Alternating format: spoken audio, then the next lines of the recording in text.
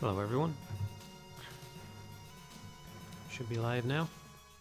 Hopefully we can kick off a little bit quicker than is usual. I think everything is in place. Everything's good to go. Ideally I would have some kind of setup where I could just sit down and press a button and start, but my office isn't quite that fancy.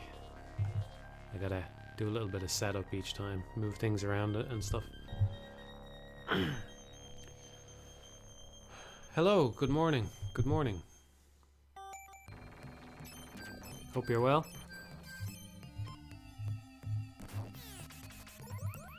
Alright, you know the drill. Let's get to it. Move this a little bit. Get that out of the way. I think we're good. I don't think today is the day. I haven't played since the last stream. Basically, this whole time I've been streaming Alien Soldier. Anytime I've played it, I've streamed it, so I think it's been nearly a week. Has it? It's been a while anyway. It's been a few days.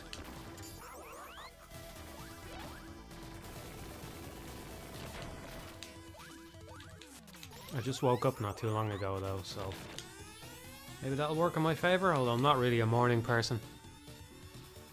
Yeah, I saw the direct. I don't really have anything to say about it. It was pretty underwhelming, you know. Splatoon 3 is nice. Obviously the lack of Bayonetta 3 is a disappointment. Yeah, I don't know what else to say about it really. I don't play Smash Bros. I mean, I've been thinking maybe I should spend more time with it, but I kind of like to wait for games to finish their DLC cycles if possible, you know. I think it's such an impressive game in terms of how many characters are in there. Well, that was fucking annoying. There's a perfect example of the thing I was talking about with Boomerang in the Beautiful Joe commentary. You know, I wanted the homing missile the homing shot to go one way, and it just was not doing it at all. I think it's because one of the little guys escaped off screen, and maybe he doesn't actually get destroyed when he moves off screen or something. It seemed to be targeting upwards for some reason. I mean, I don't know. Maybe I should look to ditch the homing weapon. I kind of like it though. I know homing is the scrub choice, you know, in games like this. But at the same time, I like going in with 4 distinct weapons. I know I swap one out by the end, but I like at least having 4 at the start. And I definitely don't like the multi-shot one. The sword force is not so bad though.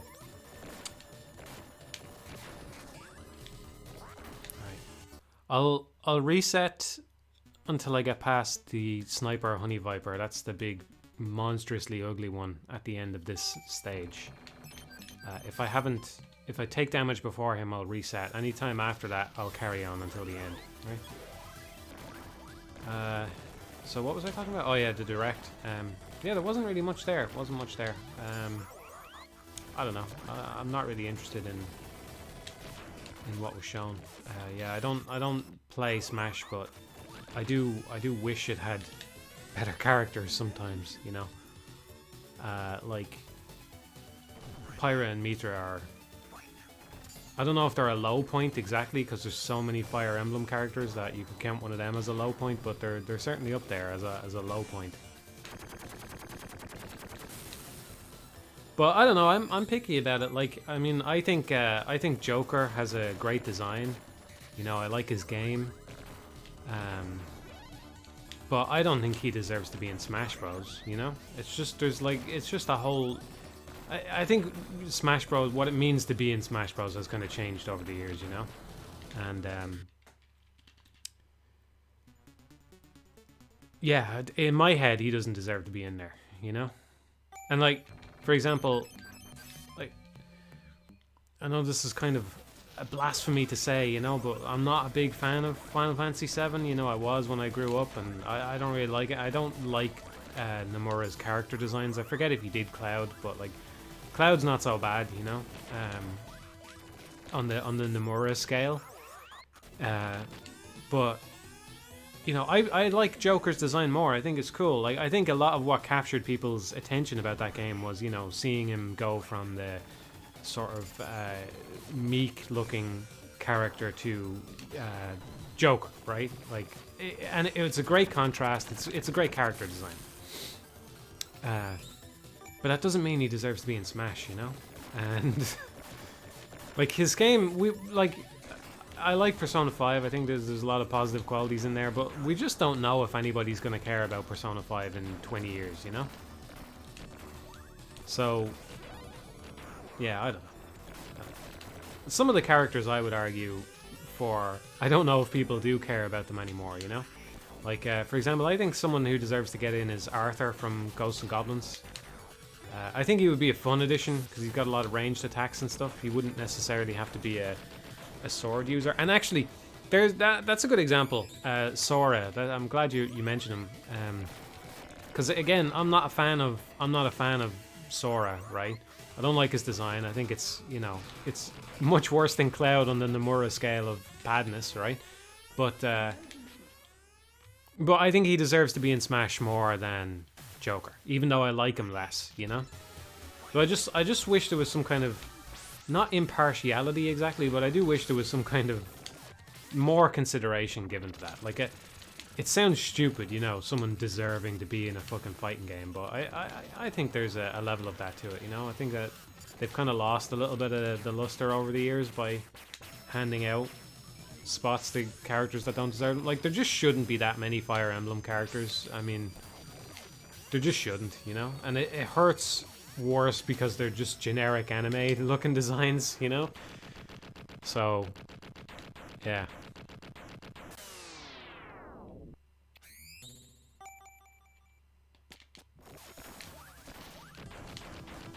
And I think that was the biggest announcement, right? So it's like an underwhelming character announcement for Smash is the biggest announcement of the Direct, so it was pretty disappointing overall. I do like Splatoon though, and it's weird because it's a Nintendo franchise, but I think Splatoon kind of doesn't get enough credit in a way. I don't play that many shooters. You know, like I fell out of shooters a long time ago, you know, I used to play Time Splitters a lot on the PS2, and you know, I like them more back. I mean, console shooters in particular, right? So I fell out of them a long time ago. But I quite like Splatoon. I think it's got, you know, it's got like a sort of depth and subtlety to it that doesn't quite get enough credit, I think. You know, it's a shame because in one sense, the turf war thing is like the worst mode because it's the one that's played by default, you know? And it's not the ranked mode, so you know there's that. But at the same time, it's kind of cool the way it can be worthwhile to not prioritize an enemy all the time and try to get some coverage on the ground and, you know, make like an area there where you can stand your ground or whatever. There's something to that, and the whole, you know, diving into the ink thing. There's something to it. So I think weirdly, even though it's a Nintendo franchise, it kind of doesn't get enough credit. And so that's nice that they're making a third one, but I can't honestly say that I'm like massively excited about it or anything. I just think it's probably going to be a good game, you know. Yeah, the Skyward Sword thing. I mean, it's always nice to see games being brought forward and, you know, available to more people, but the pricing on it is pretty absurd, I think.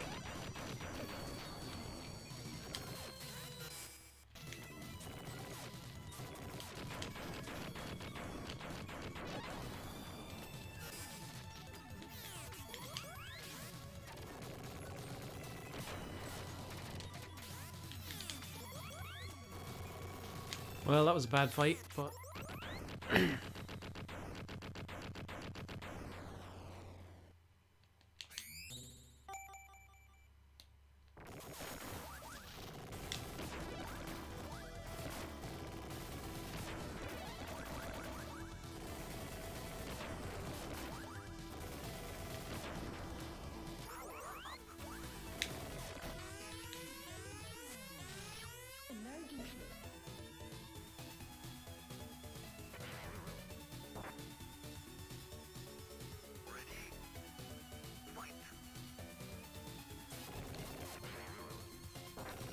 Yeah, the Ninja Gaiden thing is cool as well. I might be more inclined to play it. I actually have it on... I have Sigma on the PS3, but I still haven't got around to it.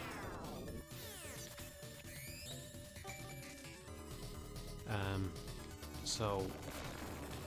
I might be more inclined to play it if I have it on PC and I can just click the icon and boot it up, you know?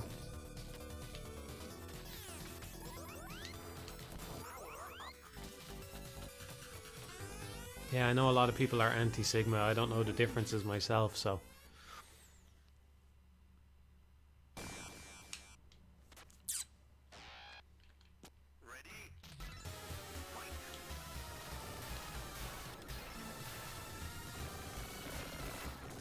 I'm curious who I would pick, you know, I mean, it's easy to be critical of the picks for Smash, but I'm curious who I would pick for it, and I think, like I said, I think Sora deserves a place more than some of the characters that are already in, even though I'm not a fan.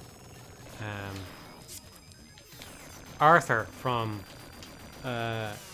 Ghosts and Goblins would be fun. I think Amaterasu would be a fun addition as well, to have a non-human in there. Porky would be great as well in his mech.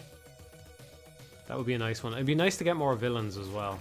I think that if I remember right, they've kind of added more villains now with the latest version, right? Because we got K. Rool and Ridley, but some more villains would be fun, I think.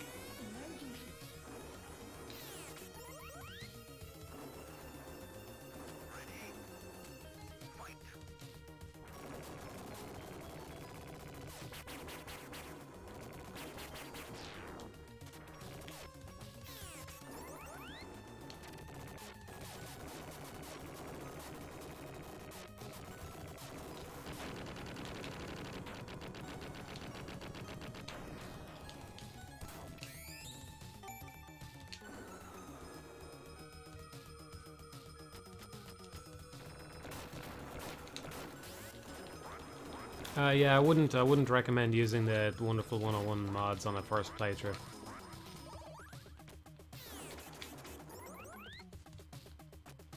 Except maybe the camera one, but even then, the camera's not bad by any means. I like it more than most action games already, so. Right, I said I would carry on to the end, but this is a disaster. Okay. Whatever.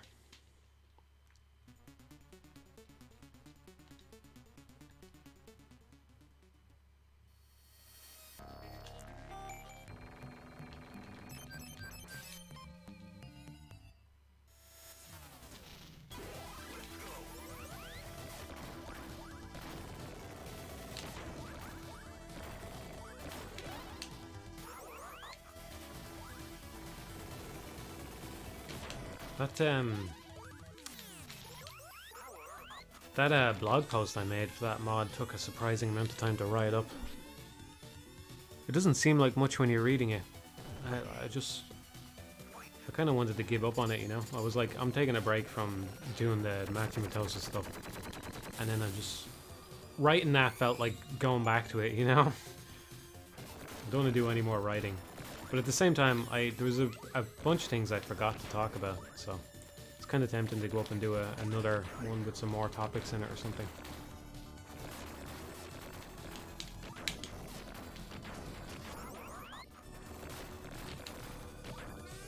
I didn't showed some of the code, but it was all code for the form. I only realized afterwards I'd never showed how any of the actual hacks operate. It was good. I don't know what exactly I can take from it that I could use in a genuine project. Except, I don't know. It's hard to... I just have a bad memory in general, first of all, I think. But, yeah. I think I kind of became a little bit more comfortable with bitwise operations and stuff, because that's a good way to make things fast when you're doing them in assembly. Like, one of the things, if I was going to write up another post, one of the things I would talk about is one of my favorite ones, or one of, not favorite, but like one of the ones I'm most proud of is the the one that remaps the attack to R1, because that's checked every frame.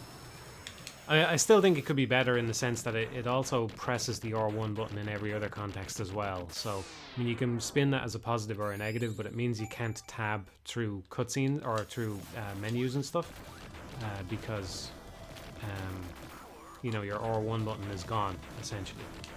Well, you actually still can tab through them, because you can, I checked, and you can tab left and sort of circle back around on yourself, you know? So you can tab left through any menu all the way and just keep going round and round that way. But what was I going to say? Yeah, so the thing about that one was it's a bit shift. It's done through a bit shift, and it could have been done a lot clumsier, but I did it in a way that I think is pretty good, because it's checked on every frame. So I wanted it to be very fast, you know? I wanted it to just be 1 or 2 extra instructions if possible. And I got it down to just a couple of instructions. So it basically, like, checks to see if R1... It's not checking anything. That's the thing, actually. Like, if you wrote it as a normal...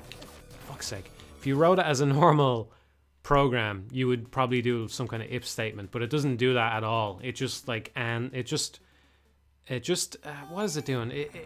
I have a mask that sort of masks out the R1 button press. Then it ands that, or it ORs that with the actual button thing on the controller, and then it shifts left. And anyway, it's pretty cool. I really enjoyed doing that, because it's not the kind of thing... I don't know about anyone else, but you know, even though I've done programming and stuff, I was never working on a low level like that, you know. It's something that's done in actual projects on big games and stuff, but it's increasingly rare, I think, in the modern era to be doing any assembly programming at all, you know. But yeah, on big engines and stuff, when they need things to be efficient, you know. So the most high traffic areas of the code will have some sort of low level optimization like that done on them. It's pretty crazy, really. But yeah, I really enjoyed being able to do something like that, you know. So I think you can kind of count that as a learning experience. I don't know how useful it'll be, really, in the grand scheme of things, but it was nice to do. I think I'm playing pretty bad today. See if we can make this one a little bit better.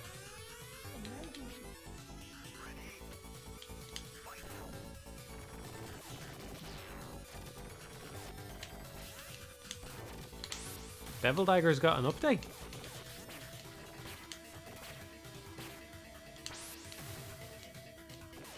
Is there anything actually in it? Whoa, that's cool. Is there anything in it? Because I saw ages ago, somebody had dug something up ages ago that was like an unused enemy in the game or something. And I actually held off on reviewing it for ages because of that. And then I think right around the time I made my review, they updated it again anyway with some small update. I can't remember what it was, but... Oh, it's a new dagger. Well, that's pretty cool. There must be only like 5 people with that dagger, though.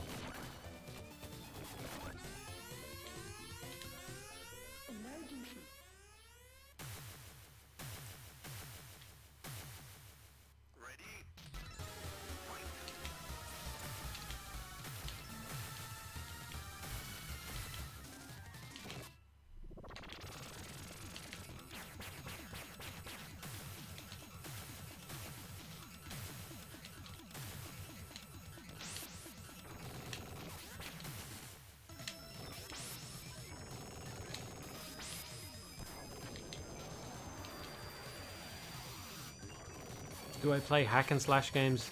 I think hack and slash is one of those genre labels that's kind of ceased to be useful because nobody really agrees on what it means, you know? In my mind, a hack and slash is something like Diablo.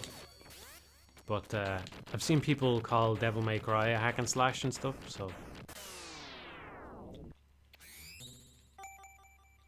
Yeah, this is an Alien Soldier channel now, yeah.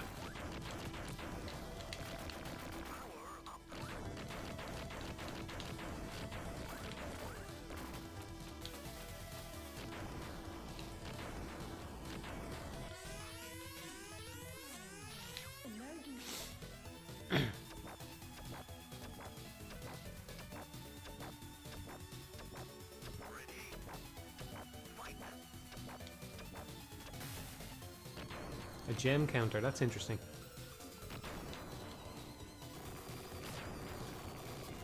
You say you're against it. I think it's probably fine. I don't know.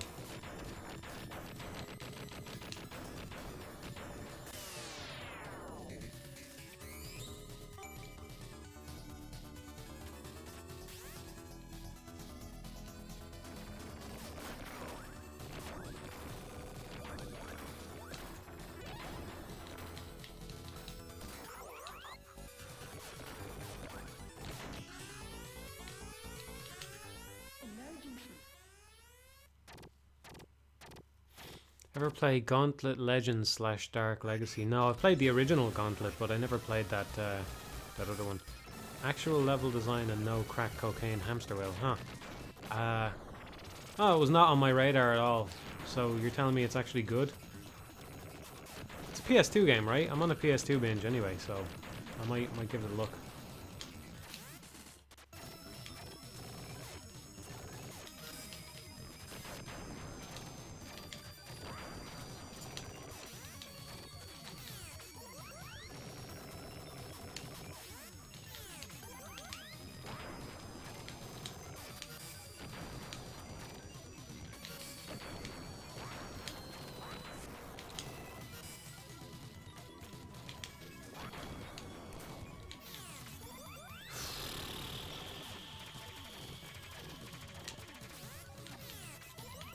Boss drives me mental sometimes.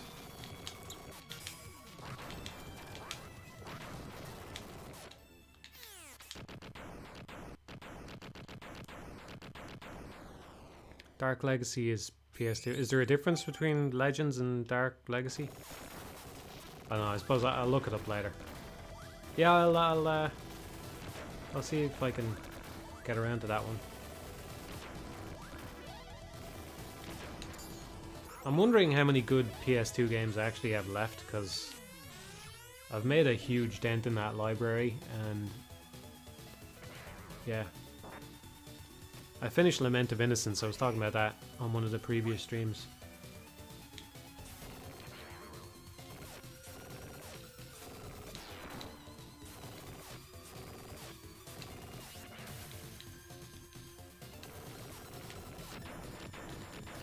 I went and beat some kind of super boss in it, and I can't even remember what I got. Oh yeah, yeah. It didn't feel worthwhile anyway.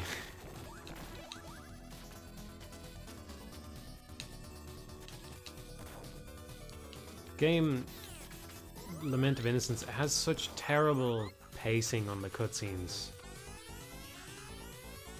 Like you beat one of the final boss phases, and then it just launches into a 10-minute bland cutscene, and then it goes into the final phase of the boss fight. I mean, you can skip it if you die. You can skip it and get to the end again in a second. But it's just, I don't know.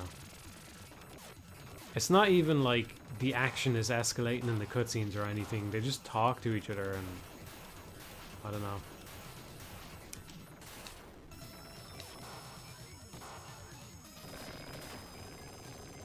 Ooh, that was nearly bad. Do you watch GDC talks? I do, yeah. Well, I did. I haven't watched any in probably a couple of years now at this point. There's some good ones, but I have to say, honestly, I think a lot of them aren't that good, if I'm being honest. Like, there's definitely some gems in there. But yeah, there's a lot of kind of boring ones, I have to say as well.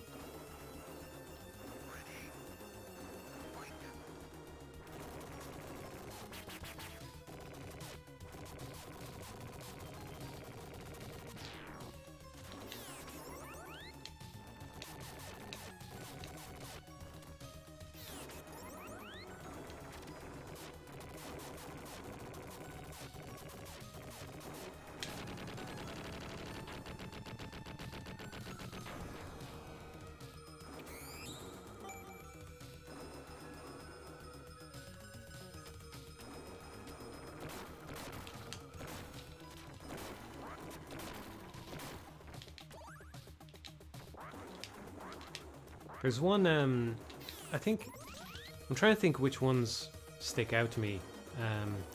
There's one by, I think it's a Skullgirls animator, about animation in general, and that's good. Oh my god. Fucking terrible. There's one about cameras. I think it's by the guy who did the camera for Journey, and that one's good. Atsushi Inaba gave one about action games. That's pretty good. The problem with any of the ones with Japanese people, though, is that half of the time is just wasted because they speak in Japanese and then it's translated in real time. So you're essentially, you know, if it's an hour-long talk, you're only getting a half an hour of information at best. I can't remember what other ones really stick out to me.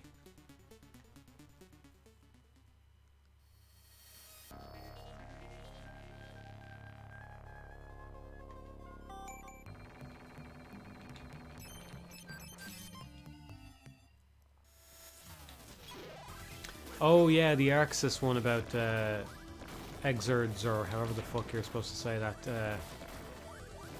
Art is good, yeah. I believe that one had like some nice technical details in it, to the point where you could probably like give it a good shot yourself if you knew what you were doing. If you're in the same field, you could probably have a pretty good go at it yourself. That one was good, yeah.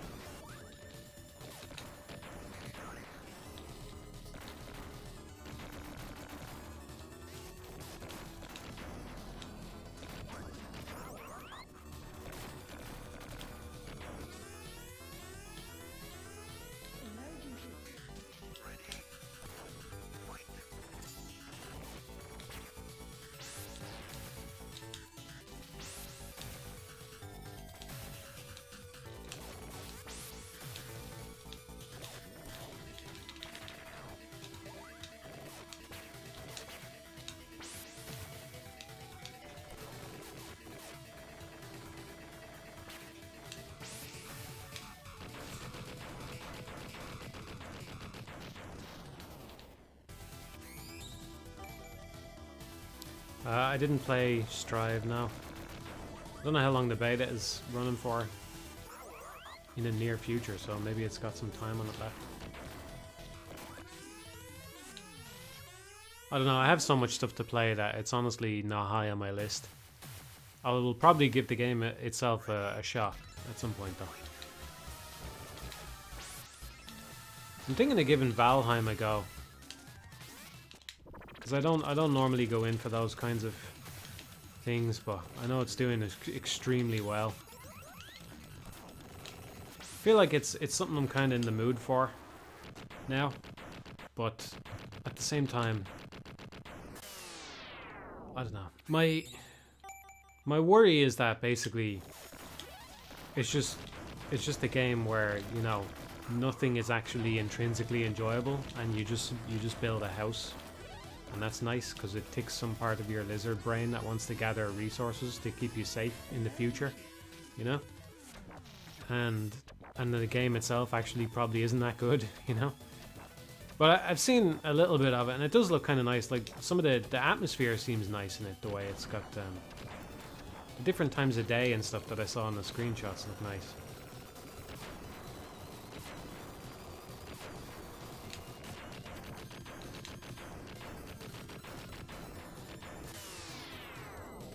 You're welcome, Firestorm. Yeah, I love Dust Force as well, so...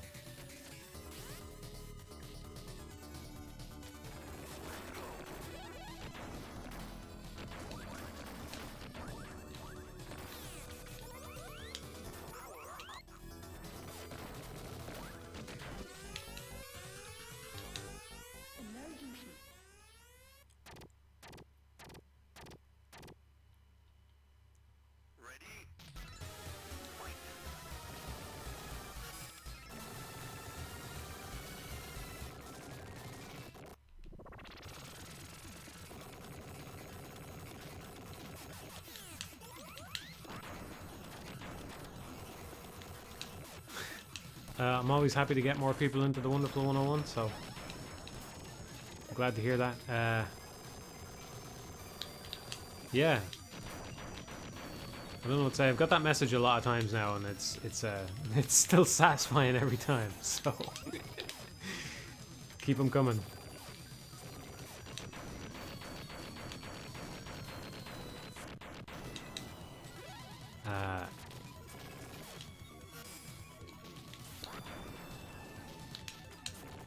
Yeah, I really ended up approaching that one from every angle, huh? Got a guide and a fucking mod and everything. I wish I had tried my hand at the mod stuff sooner because I reckon I could probably do stuff like that for a bunch of games. I'm not really interested in doing it, you know, but I don't know. It could be useful to illustrate stuff in a video even or something, you know.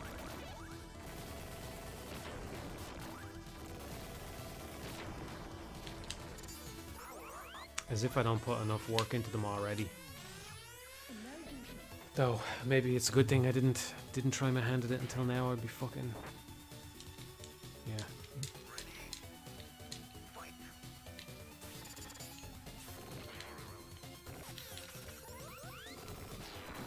Is it really early or really late for Matthew? Isn't that basically the same thing when you think about it?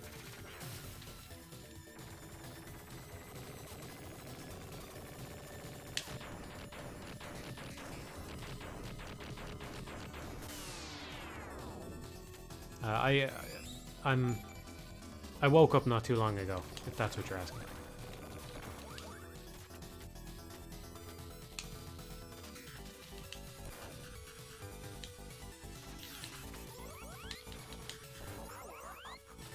I don't normally like skipping enemies in games, but I find it satisfying to do it there, for whatever reason.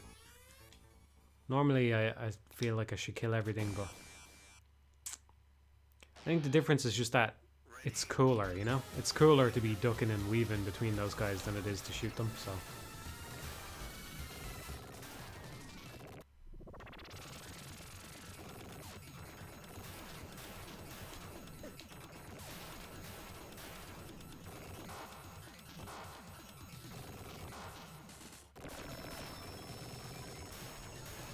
The love to lick games, you mean that's like the Moon RPG thing, right? Yeah, I have Moon RPG on Switch, and I got deep into it, but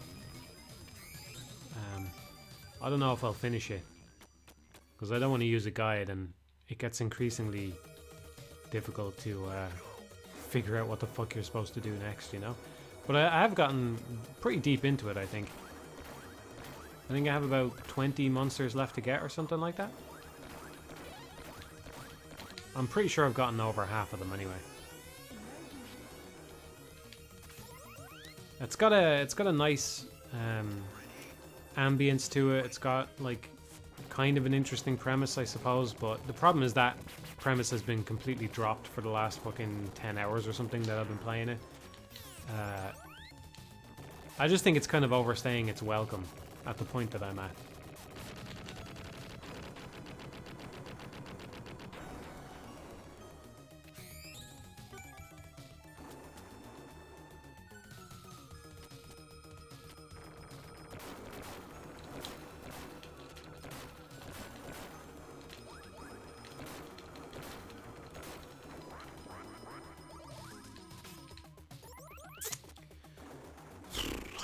So this bit has been giving me a lot of headaches.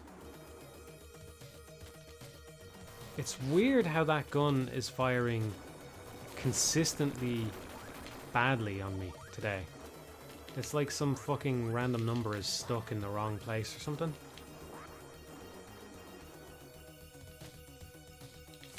It was always firing at the edge of the screen, which is, I like to lure that guy back so I can get a bunch of shots on him with the flamethrower and then just finish him off straight away.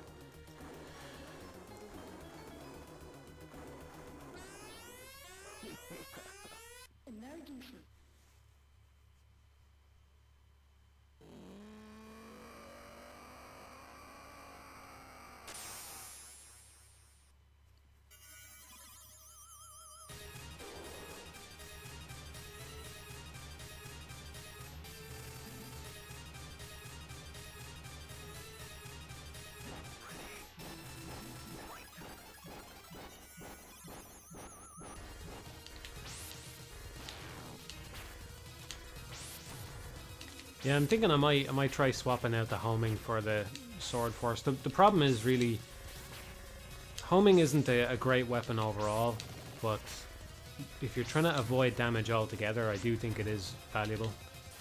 You know, it goes wrong sometimes, like I mentioned. It's got that boomerang problem. I shouldn't really call it the boomerang problem, because the boomerangs are actually, they're really not that bad. It was just kind of a way of illustrating a problem. But yeah, it's got that kind of boomerang problem where they sometimes go where you don't want. You know, that's a problem. But I do think killing those little fly things in the first level and that pop up again later in the snow field, the homing weapon seems to be the best at them. And they're probably, if I didn't have the homing weapon, they would probably be one of the hardest points to avoid damage on. It's kind of like, again, being self-referential, but it's kind of like what I was talking about in the Devil May Cry commentary with the bugs and how they're missing from the highest difficulty. But you know, they're not dangerous. They're probably never going to kill you, but if you're trying not to get touched, they actually become one of the worst things in the game.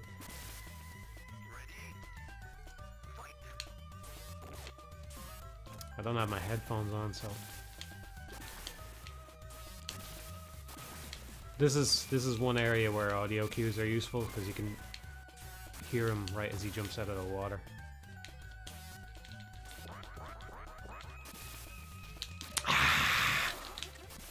God damn it.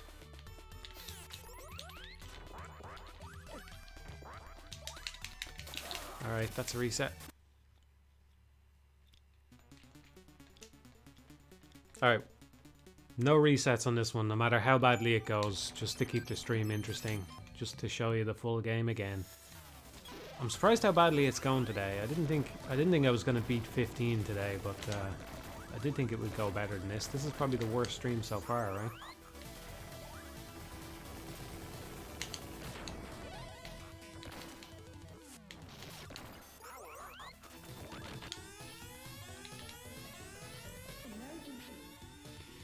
Have I played a widely known crappy game out of curiosity? Devil's Third, someone says. Put the headphones on, yeah, maybe I should. I don't know. I'm sure I have at some point.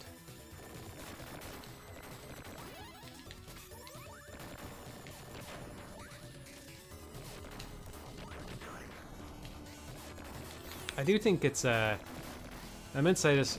I don't like Lament of Innocence, right? I don't think it's good. But it was kind of valuable to play it anyway. It's valuable to play stuff that's not that good sometimes, just to get perspective on the stuff that is, right? Because, you know,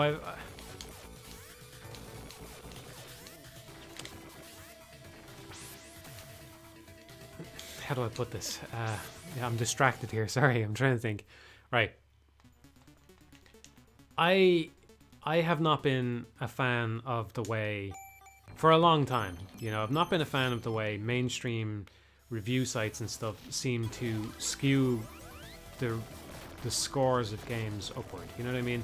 So any decent sort of game gets an 8. You know, we're all familiar with that problem. We know how it works. And it seems different for films, or at least somewhat different, where, you know, there's kind of a more balanced gradient across the score thing. Oh, I said no resets. Sorry. I get distracted. I'm trying to engage. Okay, I'm trying to engage. But yeah, so the scores are, you know, they seem inflated, right? So as a player, you go, does everything deserve a 9? You know?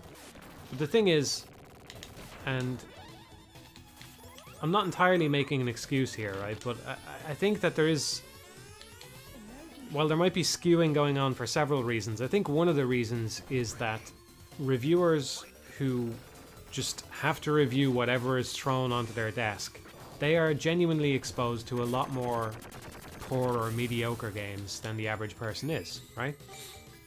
So, you know, when you play something like Lament of Innocence, right, which is it's like I was saying on a previous stream, it's basically just trying to ape the Symphony of the Night formula, at least superficially, right? Because you've got this map and you explore it. It's got like a 2D version of the Metroidvania map thing, you know, where it's just a bunch of rooms connected, right? And you can see a map and you can go, okay, I'm gonna go to that room, right? The problem is all the rooms are basically the same fucking thing, so it's basically just like a dungeon crawler where the combat isn't all that good and it's not very interesting in any other way, right? So when you play that and then you go and you play Metroid Prime, all of a sudden you realize just how much Metroid Prime got right? You go, well, I always knew Metroid Prime was a good game, but Jesus Christ, you know? Like, there's a big gulf between making something which is great and lives up to a series legacy that way and something which is just, like, forgettable. Completely forgettable in every way, you know? And, yeah, it drives that home, so it's worth playing stuff that you're not crazy about. I mean, I don't go into games hating it, you know, hoping to hate it or anything. I went into Lament of Innocence with an open mind. I went, maybe they're better than people say. Maybe it's better than people say it is. And I didn't know much about it before I played it, you know? So I was trying to be fair with it, but yeah, it turned out not to be that good. So, but that's a good thing sometimes, to get some perspective like that, you know? Yeah, well, that's a whole other problem, you know, giving Rain World a 6 or whatever, you know. But again, and maybe I'm being too kind here, but again, if I was thrown into the situation where I had to review I had to sit down and play it, no matter what, and I had to review it then, straight away, I might have given it a low score too, if I'm being honest. I gave up on it the first time I tried playing it, you know? The thing that I always do though is if I do give up on something or I say I'm not into it, you know, is I'm willing to come back to it later and change my mind, you know? And this is why I don't talk about games very much. I think it's like on an old Wipeout stream when somebody asked me about Rain World and I went, yeah, you know, I wasn't really into it, but, you know, maybe I'd get back to it. I didn't like, because I hadn't played much of it, even though I wasn't feeling it at the time, because I hadn't played much of it, I didn't give much of an opinion on it, right? I went, who knows? That's basically my position on any game that I'm not into enough to have played it, you know. I go, who knows? But if you're a reviewer and it's like, no, you have to go and you have to put at least 20 hours into Rain World and you have to give your opinion on it, and you're still not feeling it, it's like, you know, you can only be honest and say that you weren't into it. I do think it's one of those games that benefits from you being in the right mood to engage with it, you know? It's like films.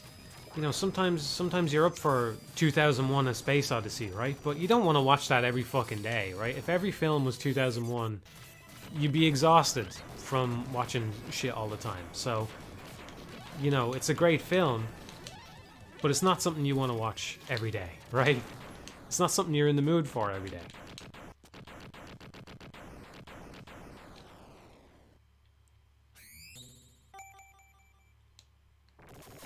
Yeah, well, that's a whole other thing about scoring things with a number is somebody said they wouldn't recommend Rain World to most people.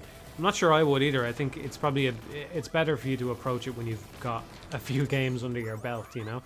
But at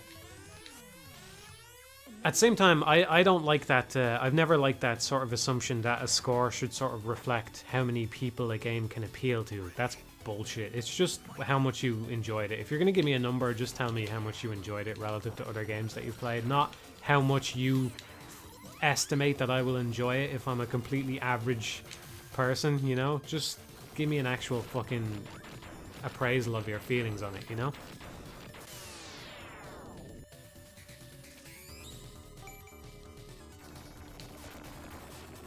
Again, I just think that maybe somebody said what makes a reviewer give a high score to a mediocre game. I'm not denying that has actually happened, right? But at the same time, I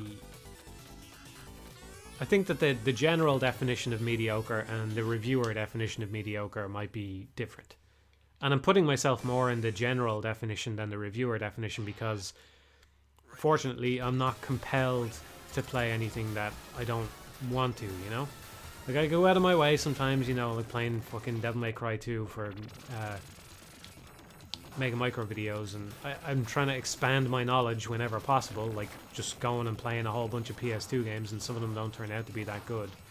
But for the most part, I don't have to play something that I don't want to, and also, particularly, I don't have to review it, right? So I'm never going to review Lament of Innocence more than what the fuck I've said on this stream. So there's that, you know?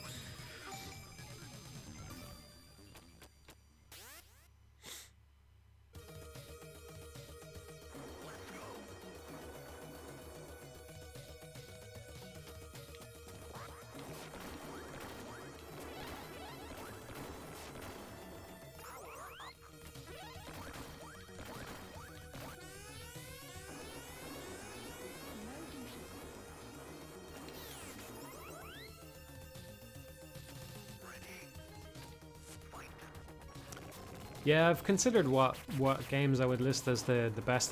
You know, I probably wouldn't frame it as the best. I'd just say my favorites, you know. But yeah, I would have a very hard time narrowing it down to a small number, but I could probably give it top 50.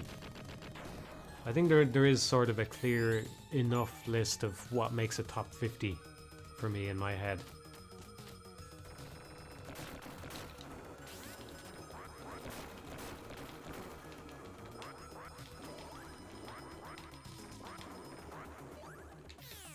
Okay, no resets, no resets, no resets. I have to remind myself, no resets. No more resets. No more resets.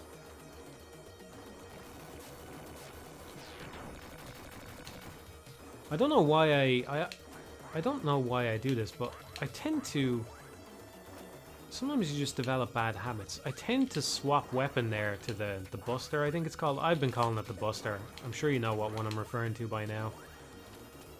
I tend to swap there to the Buster because what happens is, let's say if you're on that weapon, if you use a parry, you've effectively cost yourself a lot more ammo than if you're on another weapon, because ammo is taken when you do a parry. At least it is for me. I don't know, maybe if you're fast enough on the parry that doesn't happen, but anyway, because you have to double tap the attack button to do a parry, right? So I tend to swap weapon there, but there's no real need because all I'm going to do is parry, so I have to get out of that habit. Stop swapping weapon, just stick to the flamethrower, because it forces me to stand still for a couple of seconds, and that's bad. So that's one thing I can improve if I remember it, which I probably won't because I'm streaming, but I'll try.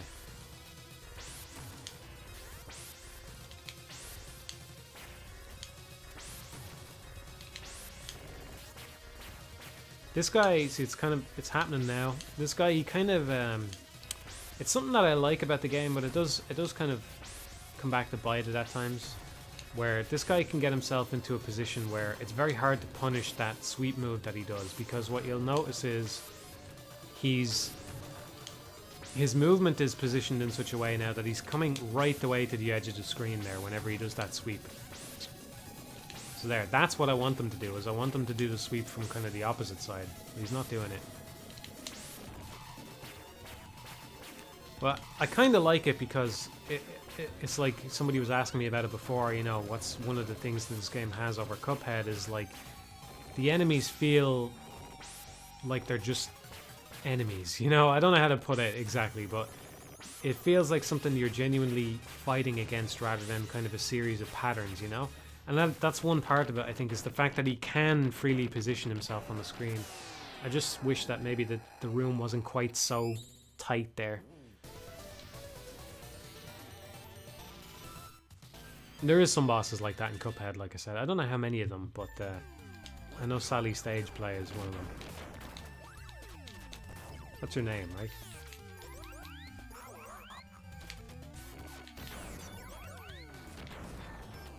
Fuck's sake. I don't know why I keep trying to read the chat every fucking time. Start pausing it or something.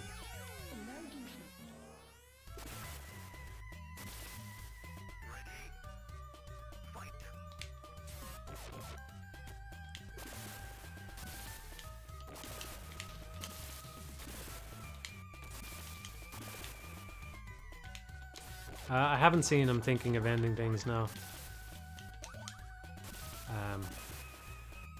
So I don't know. I don't have a Netflix subscription. I think they produce too much shit for me to give them my money. That would be one of the reasons I would want to sign up for a month, though.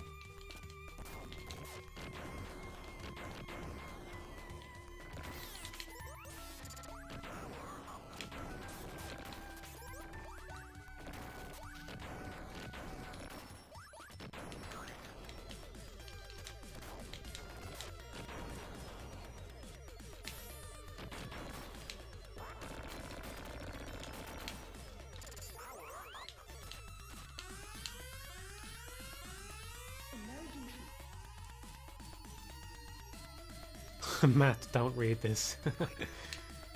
I should be reading it during the downtime there when the bosses are introduced. That's when I should sort of make a mental note to take a look at the chat.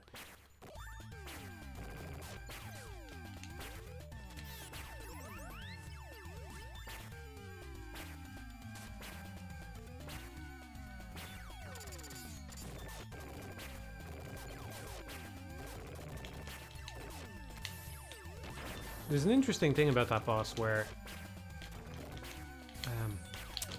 fuck's sake! His first shot... So this thing is on a pattern. This room is on sort of a looping pattern. And his first shot can either... It can be... So this one here, this is what I would consider his first shot. Sometimes he shoots there and sometimes he doesn't on the very first kind of loop through the pattern. I think it has to do with how much you slow him down. So it doesn't really make sense to me though, because the game is frame dependent, so... but there's something happening there. Maybe it's just random, I don't know.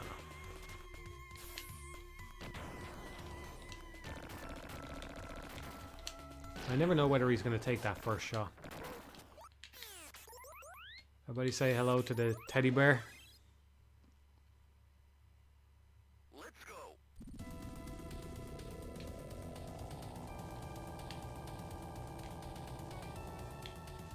I haven't given much thought to, I don't know how to say it, Synecdoche, New York.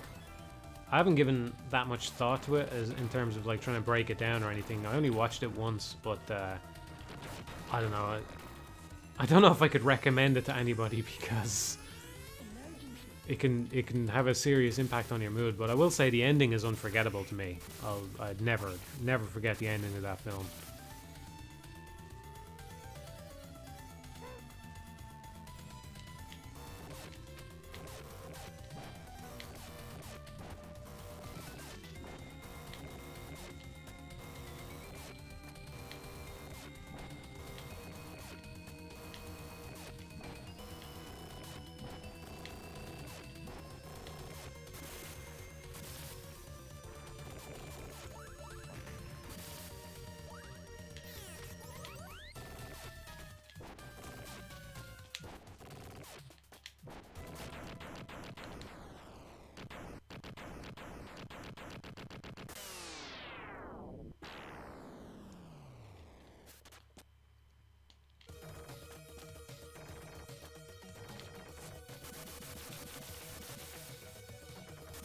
Yeah, I think even, you know, Charlie Kaufman's own sort of history, it's, you know, there's a lot of overlap there.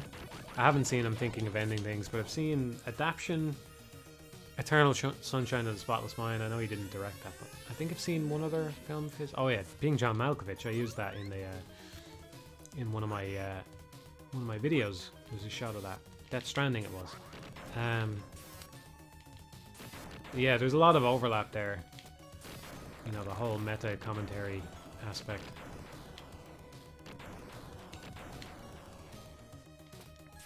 There's not really any meta shit going on in Anomalisa actually. So there's one point in favor of that film. It's not repetitive really.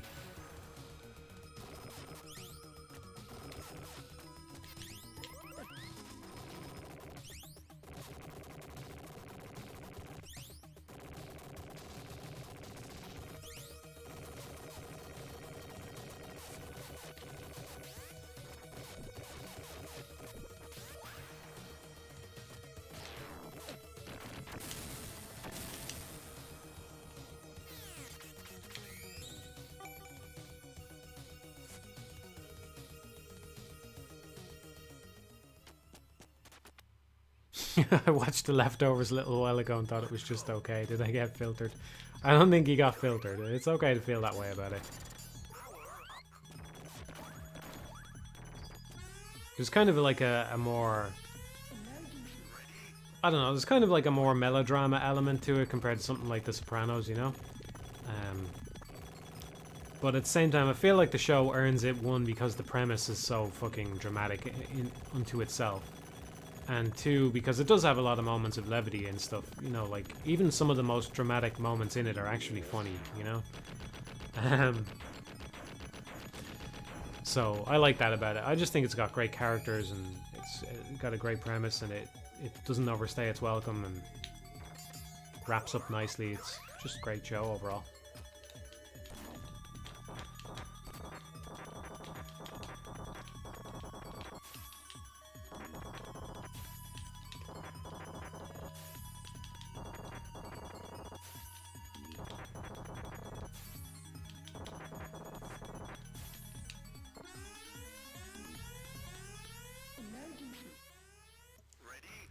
Will you ever do an analysis on The Sopranos?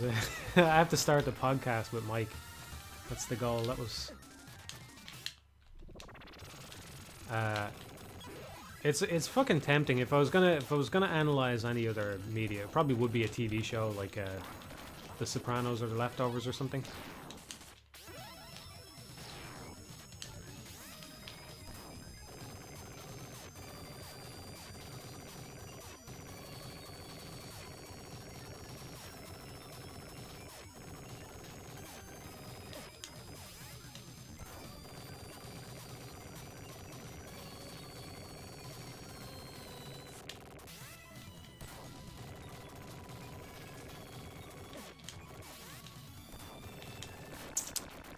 That was bad.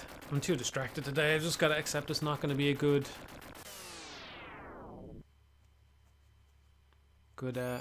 day on it. So we'll just play. I might do one more playthrough after this, and we'll just see how it goes.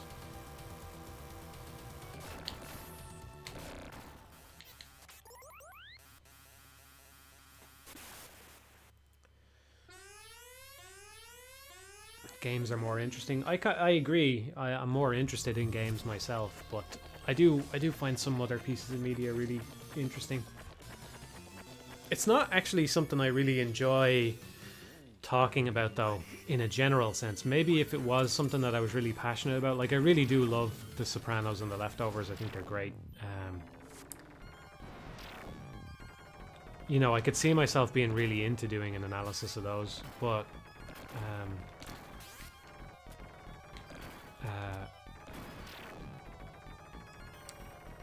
generally speaking, I'm not that interested in talking about stories and stuff like that. That was a pain point for me doing The Last of Us 2 and Death Stranding back to back. Is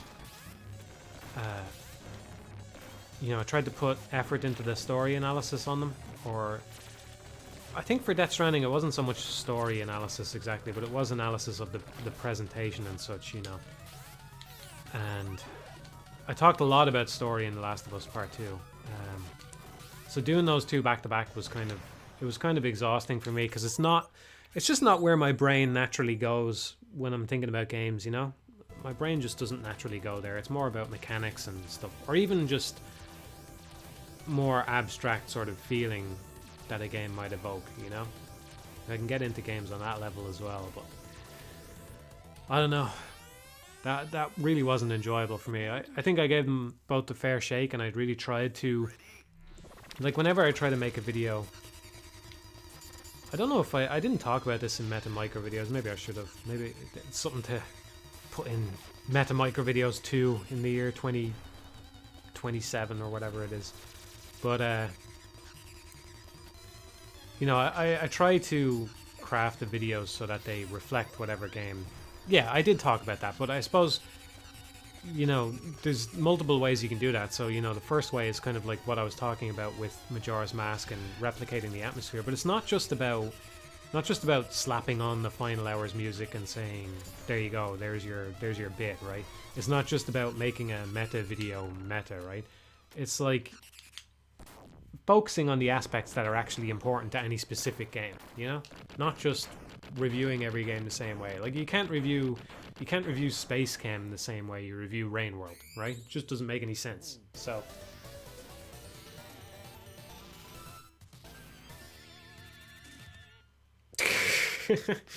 yeah, I'll see if they'll have me on the Sopranos podcast for no fucking reason.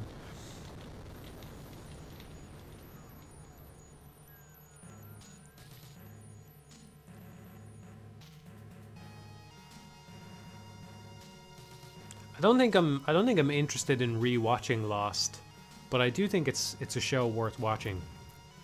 Because, you know, there's some low points, but there's some very high points along the way as well.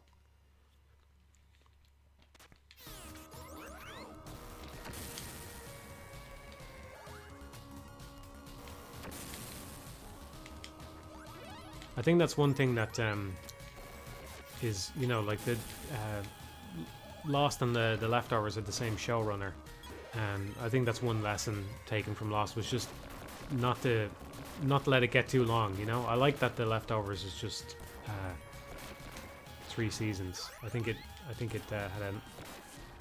I don't think it overstayed its welcome or anything. You know, like even this, like that's one thing that the Leftovers kind of has over the Sopranos is that it's kind of more polished in a way and it's more succinct. You know, the Sopranos has some bits that are kind of, you know, divergent, like fucking Johnny Cakes and all, you know, but yeah, stuff that didn't maybe necessarily need to be there. Although there is one aspect of the show that I really like. Like I think that the thing that makes it so great is just all the little touches that other shows don't put in. All the little, just one aspect of it that I love is just like when characters mishear each other or they have little malapropisms and stuff, and you know, it's like how people talk in real life. They mistake things or they say the wrong thing at the wrong time or whatever, you know? And you kind of need a little bit more breathing room to do shit like that, I suppose, is what I'm getting at. It's kind of... It's a weird way to put it, but it's kind of slice of life in that way, you know what I mean?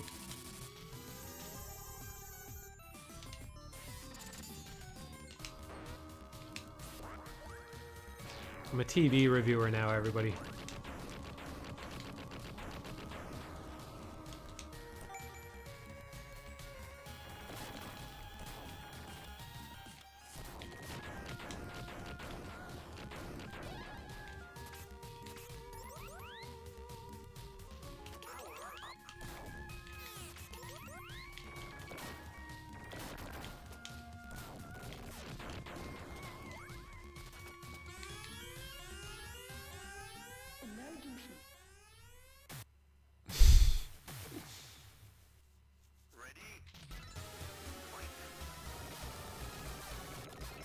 What type of TV is the best, Mr. TV Reviewer? Not fucking smart TVs, dumb TVs.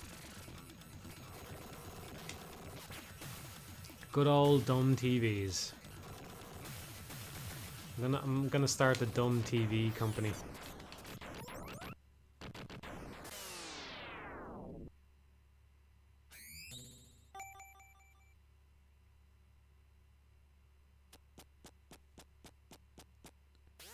Oh yeah, definitely. Don't let that put you off the Leftovers. It's great the whole way through. I think the first season is probably the hardest to get into. I think season 2 and 3 are kind of more immediately enjoyable, but on my rewatch, when I watched season 1, I really loved it as well. So I think it's great. I mean, I liked it enough to carry on with the show in the first place, but yeah, I think it's great. All 3 seasons of it are great.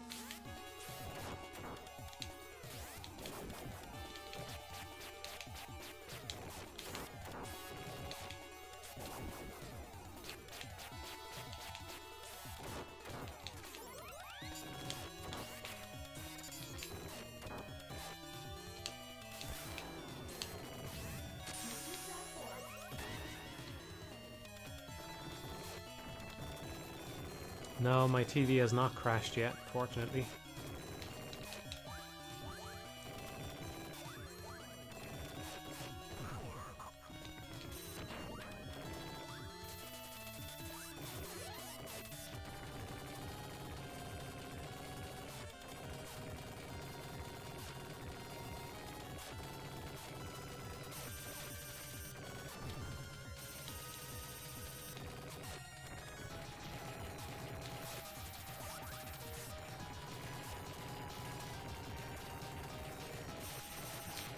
I might be misremembering here, but Jonathan Blow had a talk about programming and stuff and how software has been getting worse over time. I can't remember if he said this, but one of my takeaways from it anyway, even if he didn't say it, was kind of like that you don't actually expect technology to work anymore. You know? We've gotten to the point where we don't really, deep down, we don't really expect things to work every single time we use them. You know what I mean? Does anybody feel the same way? Like this, right? I'm using a Mega SG, but actually for all intents and purposes I think it's the same as a Mega Drive in this sense, right? Because if you have a Mega Drive, you flick the power button, it comes on and it does the exact job that you know it's going to do, right? Whereas you have a TV now and you actually don't expect it to work anymore. You just think, okay, I could turn on this TV and it will just fucking do something of its own accord that will just make it inoperable. If not permanently, then for the next 10 minutes. Like, it'll decide to update or it'll do something fucking weird, you know. And you're gonna have no control over it. So I don't know. I just think it's absurd. I think there's a lot of absurdity here with these things that are supposed to make our lives easier, and they're making them worse in a lot of ways. It's like, what's the end game here? You know, is the end game just every fucking thing in your house is some kind of smart device and requires endless troubleshooting for it to work properly, so that you get up in the morning and, you know, you've got your universal basic income, right? Because the robots have taken over every job. But you actually spend every waking minute just troubleshooting the devices that are in your home. Because that seems the way we're going, right? This fucking TV is a nightmare. It's a disaster.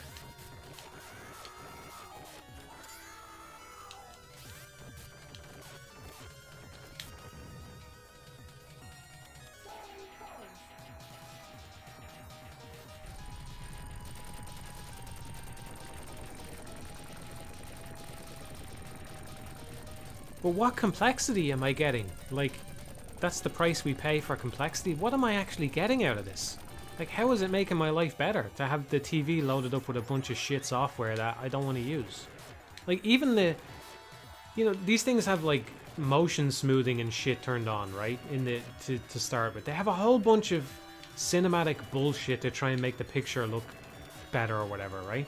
If you turn all those features on, you get an average person who's not interested in tech and isn't as, you know, fucking videophile or cinephile or whatever the fuck you want to call them, right? You throw an average person, you turn all those features off and give the TV back to an average person, they're probably not even going to fucking notice that anything is different. So what's the point? Why have all this shit in the first place when most of us don't even want it? And, you know, I don't know, man. I get it to some degree, right? I get it in the sense that I've always preferred, in spite of all its faults, right? I've always preferred Microsoft to Apple because of the fact that you can customize your experience to some extent with Microsoft, right? I actually hate the... What I'm getting at is I hate the sort of Apple kind of mentality where it just works, right? Because it doesn't just fucking work, right? It doesn't work at all, right? It makes a bunch of assumptions about who you are and what you want, and you have to correct those assumptions constantly. And, you know, at least with Windows, it fucking boots up and says what you want to do, you know? And it, like, if you need to do something extra, you gotta install a piece of software for that shit or whatever, because we don't do that, right? So I would rather have to turn things on than turn them off, I suppose is my point. And I would like to have the option to do so if needs be, right? I'm in favor of options.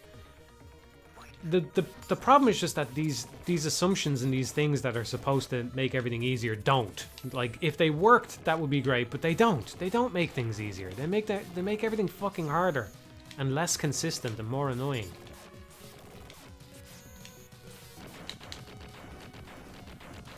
So there you go. Planned obsolescence, yeah. I mean, it's just...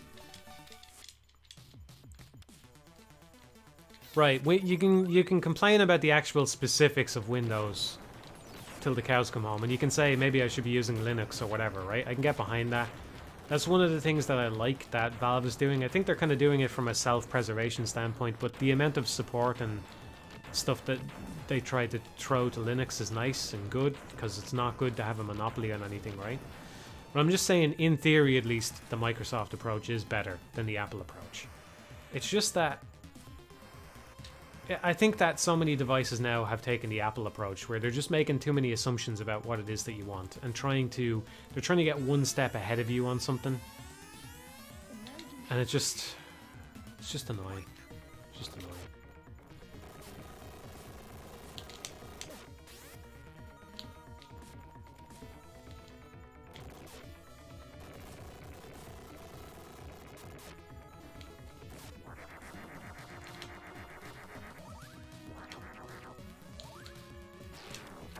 I think the only options a TV needs is just to fucking change the tint, the contrast, the brightness, whatever. That's it. Maybe a button that turns HDR on or off. Now that we have that as well.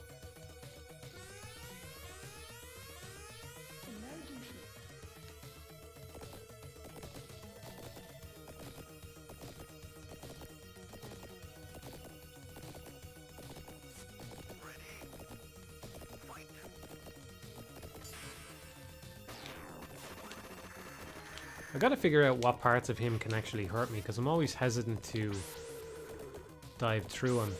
But I think you can kind of... I think maybe only the wolf gunblood part is anything to worry about, really. If you're at the tail of the horse, it's probably fine.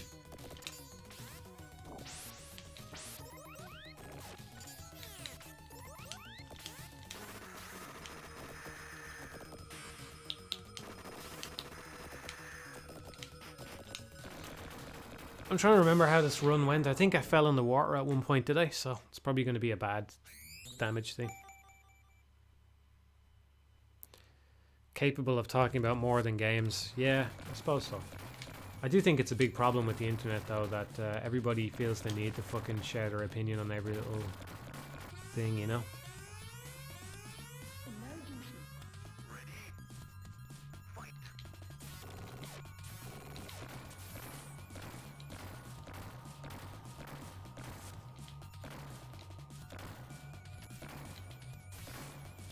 You know, sometimes you see people who just don't know enough about games to be talking about them, right? But that doesn't stop them anyway. And I don't want to be that guy for something else, you know?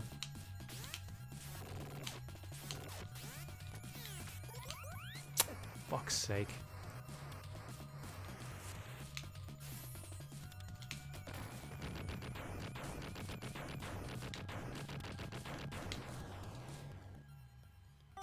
I don't know, it's obviously I'm not going to stop anybody or rage against anybody sharing their opinion on something, but at the same time, some opinions just aren't worth hearing, you know?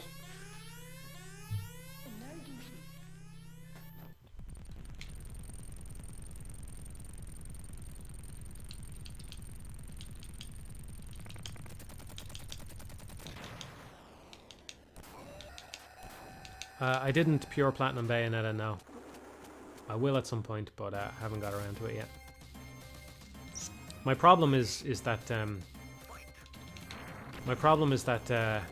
I like doing things in one chunk, right? So I am like Alien Soldier, for example, right? It's a big task to go, could I possibly beat Alien Soldier without damage? Because it's like 40 minutes of, you know, execution.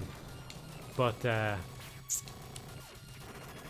I like that, you know, as long as the game is fun, I don't really mind a challenge like that. The problem is just that Bayonetta is so fast-paced, and I don't think reaction times are my strong suit. And I'm not even really sure it was designed to be pure platinumed in a single go. Like, the way I would want to approach it is, can I do a full mission pure platinum start to finish, with maybe the only restarts being an Alfheim. I nearly called him a Kakurega there, but an Alfheim would be the only restart that I would be okay with, you know? So, I don't know, that seems like a tall ask to me. I don't know that that's possible. So that's why I'm hesitant to start on it. I enjoyed that aspect of Beautiful Joe. Got a chocolate bar here. I'm gonna have a little bit of chocolate as my reward for finishing a run.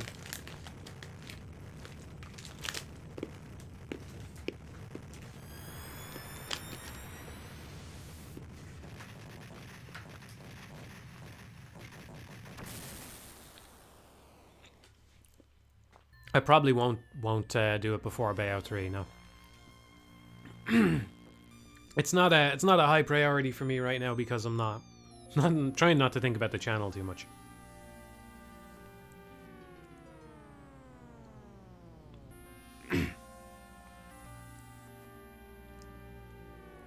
Are you going to play the Wonderful 101 demo because of me? Okay. I hope you enjoy it. You might not really come to grips with the game even that long. I think the demo it's a good chunk. It should give you a good idea of the game. The only thing I would say is bad about the demo is that you are a little restricted in the beginning in the number of moves that you have at the start of the game. So you don't have a stinger attack or a rising attack, which is how you juggle enemies. So you don't have those at the start. Just something I'm not fond of. I don't think it's within the scope of the mod, but I think it, you know, if you put me in charge of my own Wonderful 101 mod without the restrictions of what I could do feasibly through modding, I would probably change it so that the level up system is like just gone. I think the game would be better if you just bought skills rather than leveling up, you know? So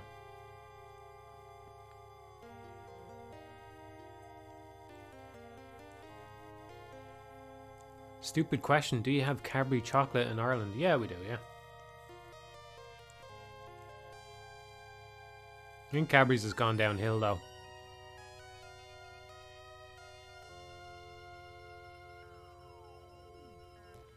I haven't played the special edition of DMC5, no.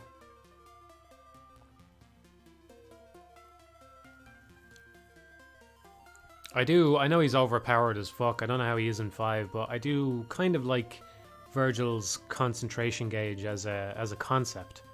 I always felt like I should have played with him more. He might be my favorite DMC4 character if I gave him a bit of time to get used to him.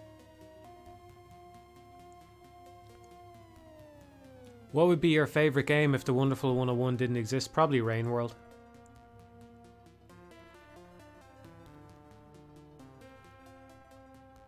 It's hard to say how I would feel though, because, you know, I do gravitate more towards action stuff.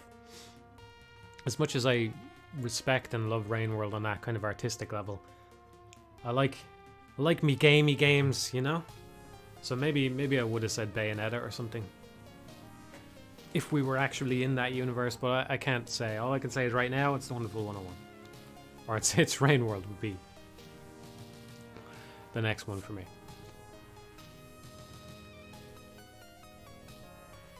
Yeah, I talked about Hershey chocolate tasting like vomit on a previous stream. I'm not sure which one, but yeah, this was before I knew about this whole vomit thing.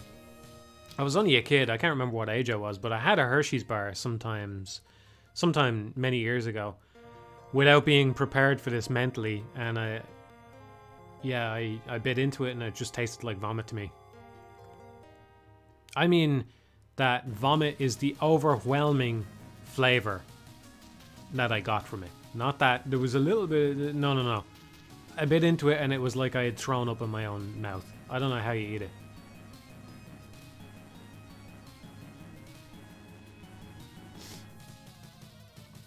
I don't think I've ever tasted cheap Polish chocolate. I do like cheap chocolate sometimes, though. There's something nice about it, isn't there?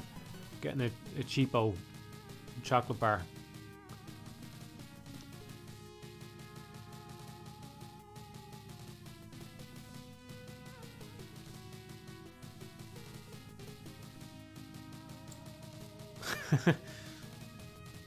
By the way, I'm not being cruel or crude or anything here. I mean there is actually a chemical compound in Hershey's, just in case you missed this on a previous stream. There is a chemical compound in Hershey's which is found in vomit, and it's not a normal thing to have in chocolate in the rest of the world. I think it had something to do with when Hershey's was made originally. It was during a war or something, so they had trouble sourcing certain things or something. I don't know what the fuck it is, but basically, it's not something that you're. It's not something that I just went, oh, this is bad chocolate. Ugh, it tastes like vomit. No, it actually does taste like that to me.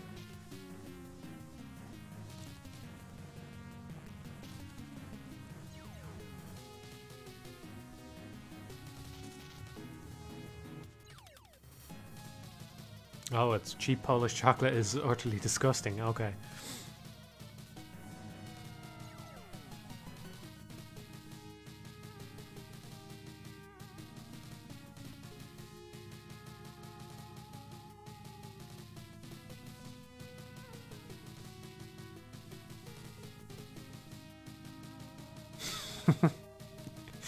Yeah, John Hershey's, the creator of Hershey's, vomited into a bowl of chocolate. There you go. That's the backstory.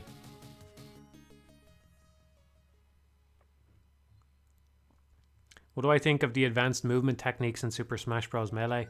Well, I've kind of talked about, oh, that's pretty good. 18. And I think I fell in the water at one point. You're pretty good.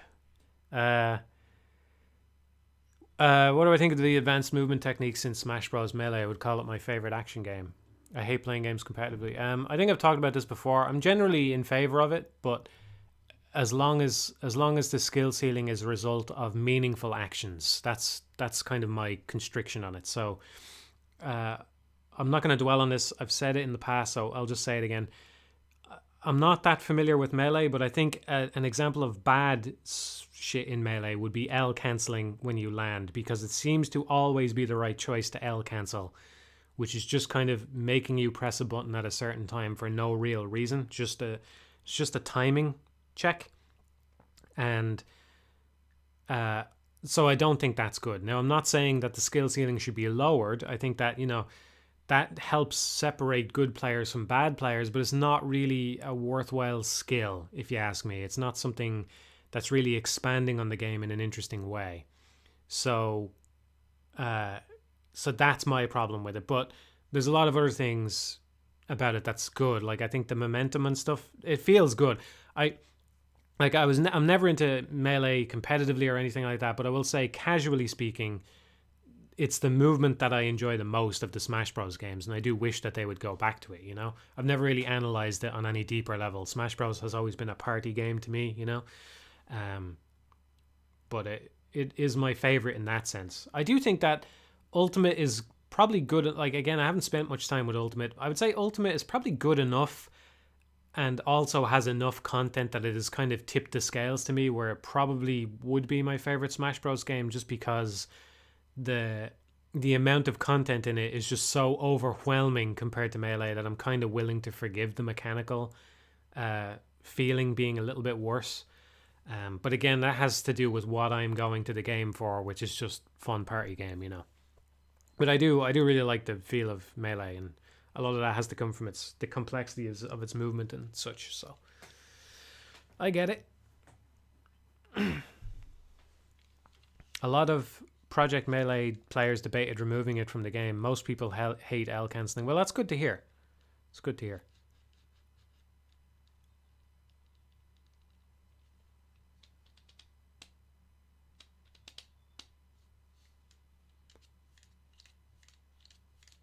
Who's your main? Well, my main back in the day on Melee was Young Link.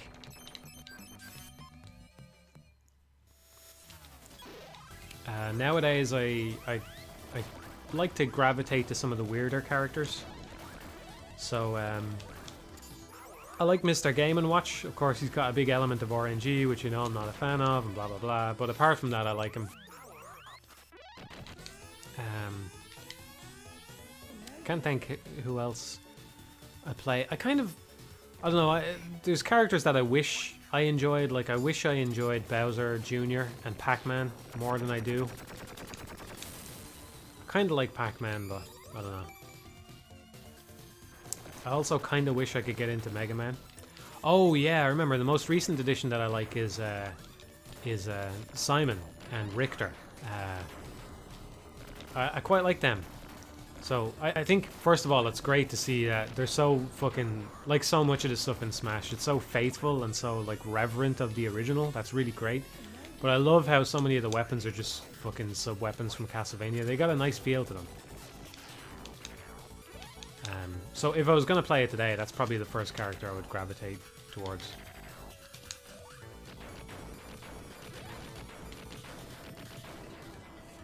Oh, I like Little Mac as well.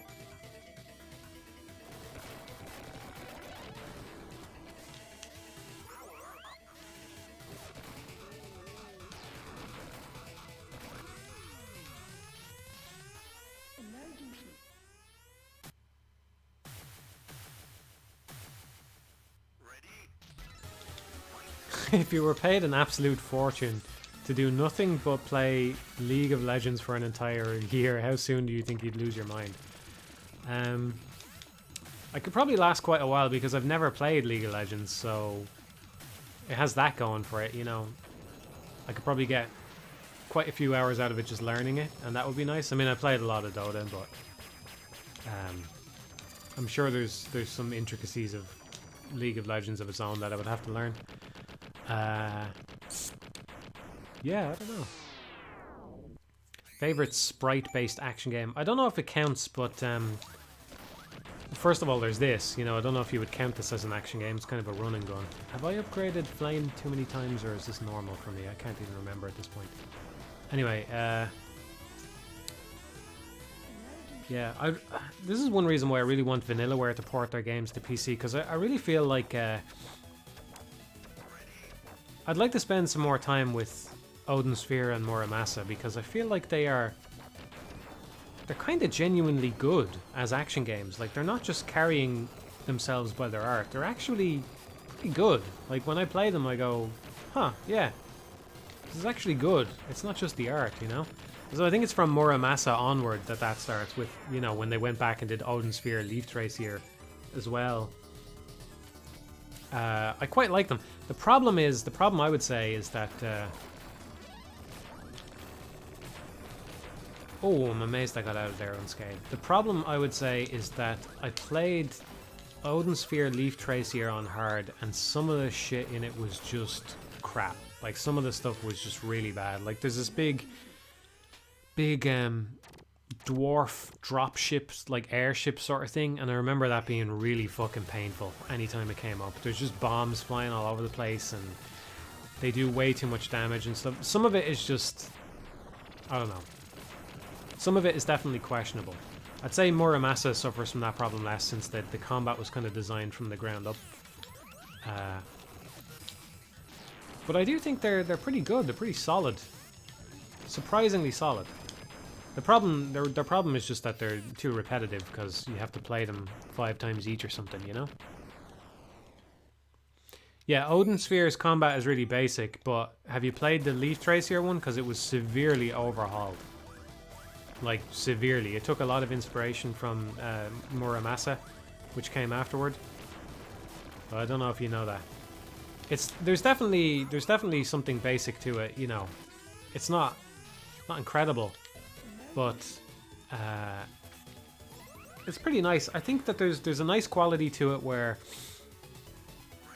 the juggling is pretty nice, in that you can kind of juggle the bosses, but it's not the easiest thing to maintain, but it gives you a nice indication of when the boss is going to be juggleable by when their health bar breaks. That's when they're opened up for one, and you can kind of lock some of them down that way. Yeah, seriously, I was not into Odin Sphere either when I played it on the PS2.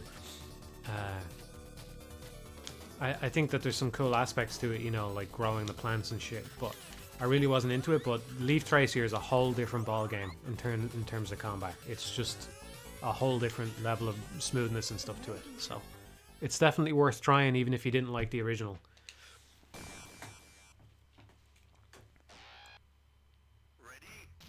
Yeah, I never really got into Dragon's Crown either myself.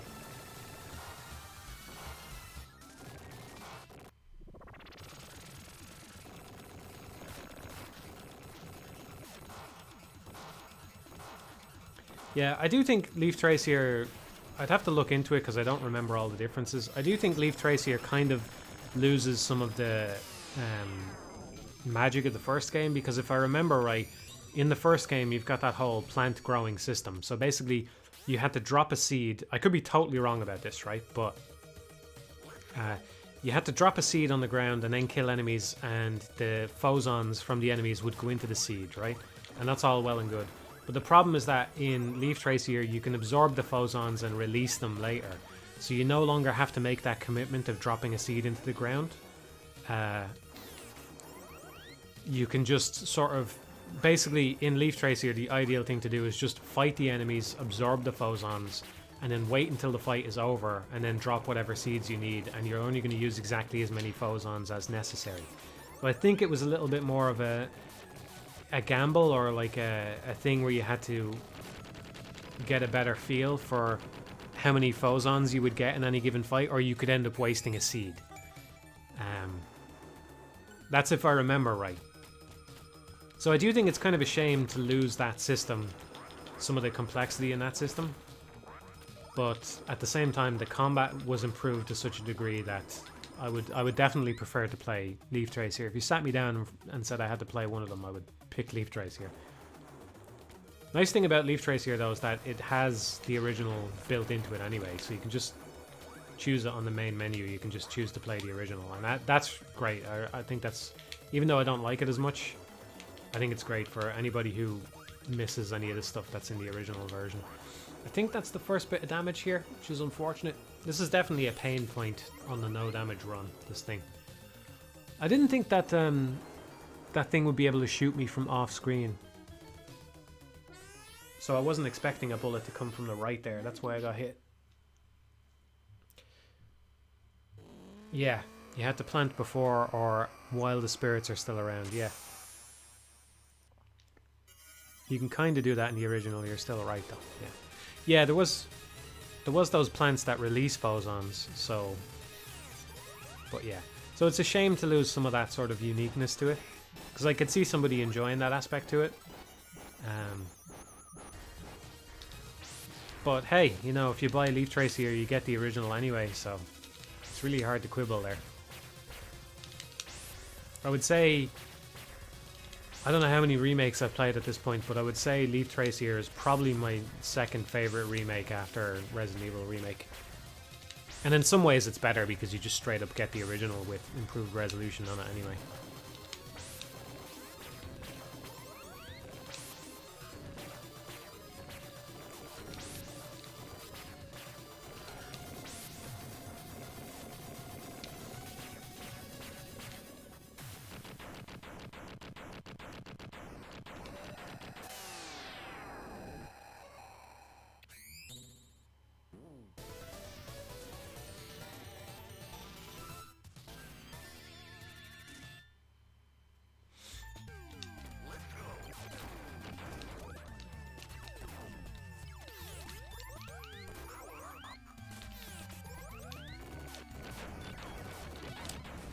Got over eager there, thought I killed them all. So that's 2.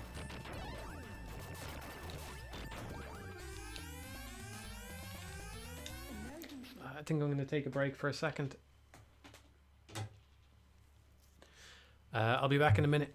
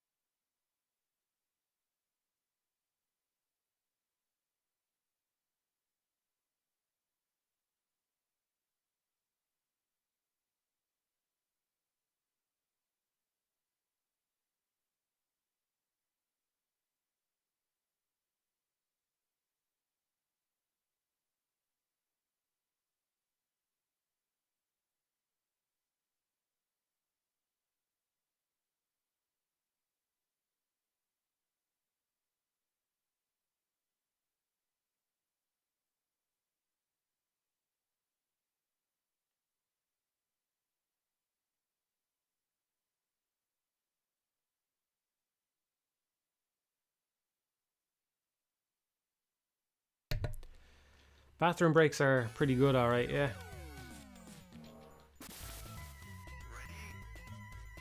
First in a series of 5 bathroom breaks.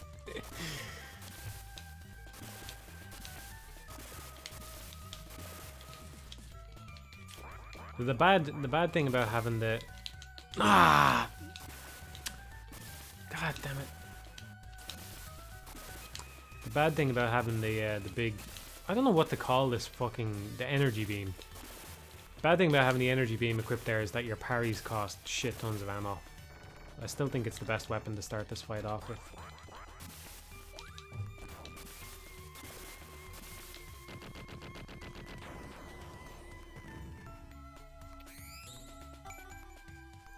Lancer, yeah. Is it the Lancer? Lancer or the laser? I think it's the Lancer, yeah.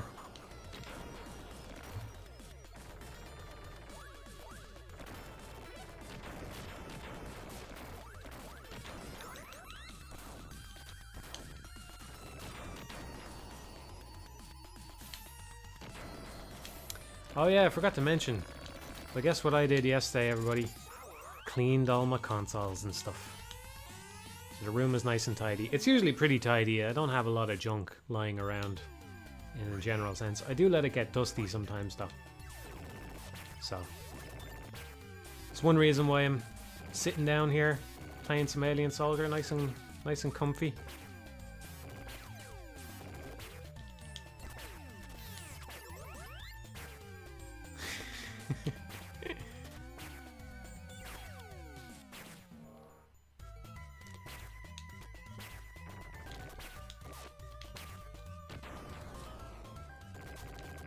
Do I think I had an unfair advantage starting out in game reviews when they weren't as long, analytical, or good? Yes and no. I think it's I think it very much could have been a disadvantage as well. You know, there's a lot of people that have come along after me, and you have to wonder to what extent is that possible because of the audience I built, you know? And I'm not just putting myself in that category. I think it was I mean, I wasn't aware of them at the time, but I'm pretty sure Errant Signal and Super Bunny Hop are about as old as I am in terms of when they started. They might predate me. I think the gaming predates me as well, and I think maybe Noah Caldwell Gervais predates me, or he's at least from around the same time, right? So, but you know, there's a lot of people that have come afterwards, and I just think that it must have been nice to make an analysis video and have a fucking audience that was ready to watch it straight away, you know, when you make your first one. So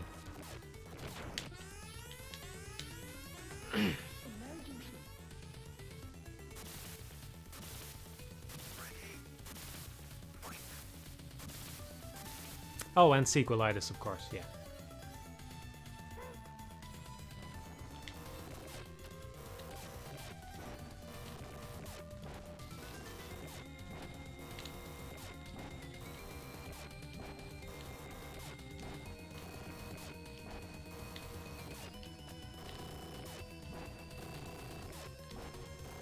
I don't necessarily know that I agree with the fact that analysis has gotten better over time as well. I might have some quibbles there. I think I've certainly gotten better. I don't keep up with the other guys that I mentioned there, but you know, I would hope that they have as well. So in that sense, any of the individuals who were around back then hopefully have gotten better, but that doesn't mean that the whole field is better now than it was then necessarily anyway. I'm not trying to start shit here, because people ask me all the time, do you watch? I genuinely do not watch other gaming YouTubers. It's not something that I do.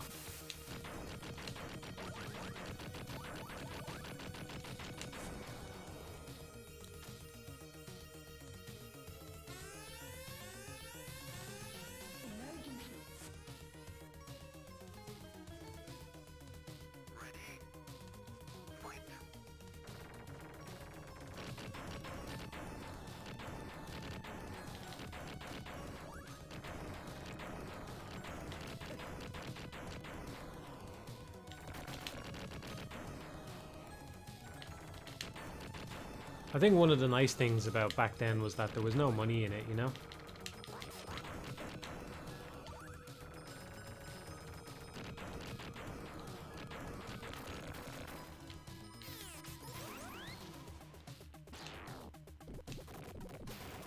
I mean, don't get me wrong, I'm happy to be making a living off it, but, you know, keep sending those donations, everyone. But it was nice that, I don't know, I like that about the early days, at least, anyway, myself.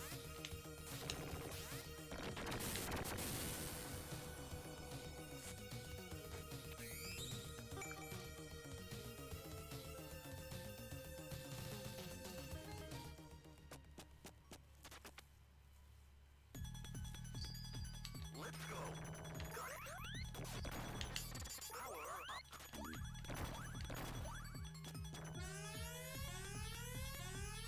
Ready? Fight.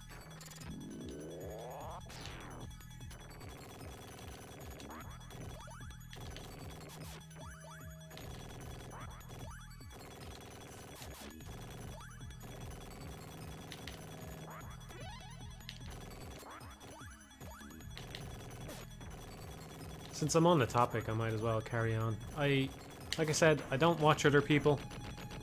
And that's not just something I say to avoid drama or whatever, I just genuinely don't do it. But I do wonder, like, I kind of have a sense of the stuff that's going on out there, you know. And I do wonder to what extent it's a bad thing. Like, it's lonely, right? It's not nice to not watch other people. It would be nice to, first of all, get some fucking cross-promotion. Although, a lot of people have been very vocal about their like of me, and I appreciate that.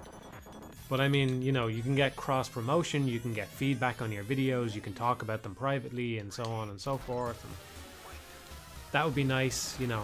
But I do wonder to what extent it sort of homogenizes all the thinking that goes on.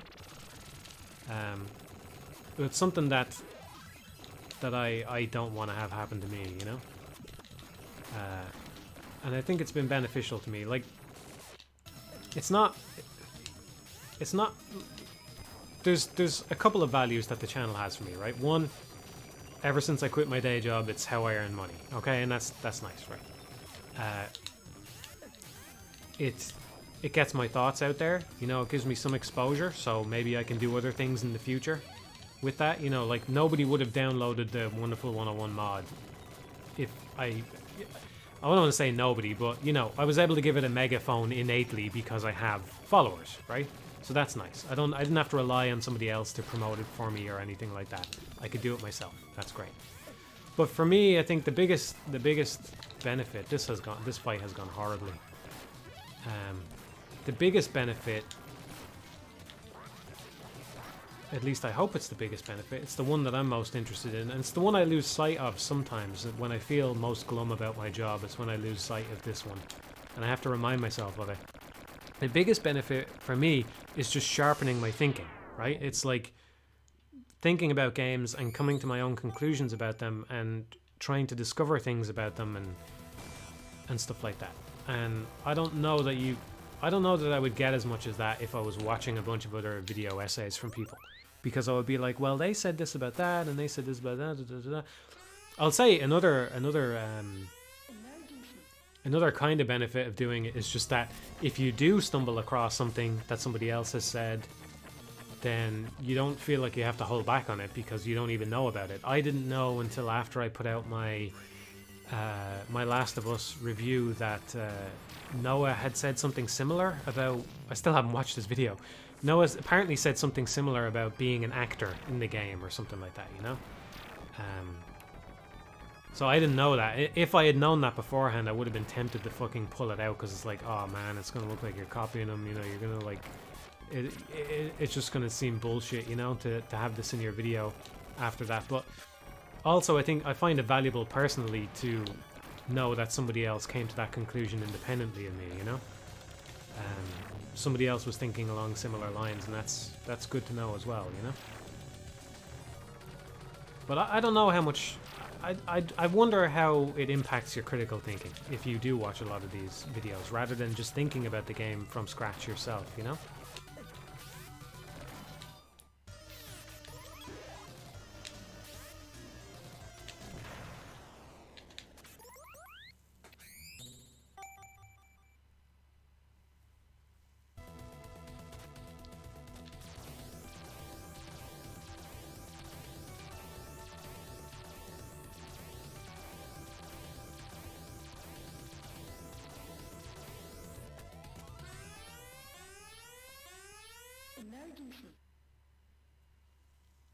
Ready? Fight!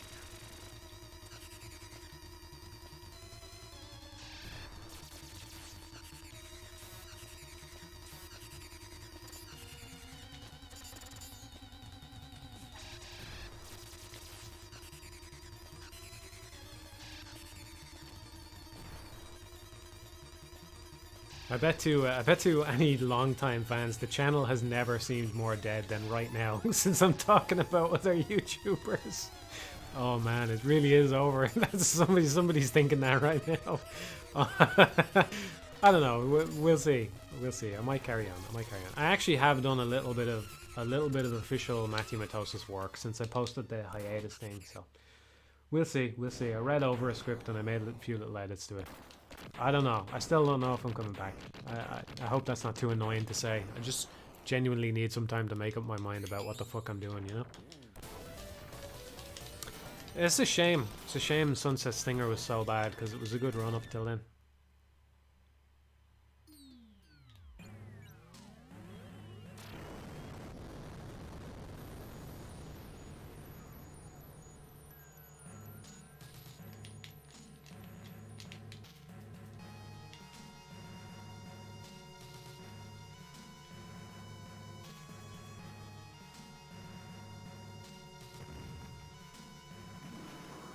Yeah, the game kind of gives up on levels at a certain point. Yeah, it's unfortunate. Like that transition from the fly thing to the elevator is obviously not ideal. Probably not what they had planned initially.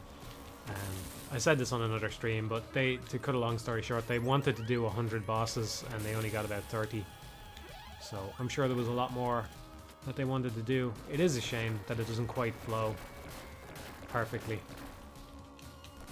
But hey, it's pretty good. I mean, mechanically, I really like that elevator intro. It would be nice if it kind of physically made sense, you know, or artistically made sense for you to end up on that elevator somehow. But mechanically, I think it's nice that you just dodge lasers for a few seconds and then the boss starts. You don't want everything to be... You don't want everything to be a run and gun against enemies, you know?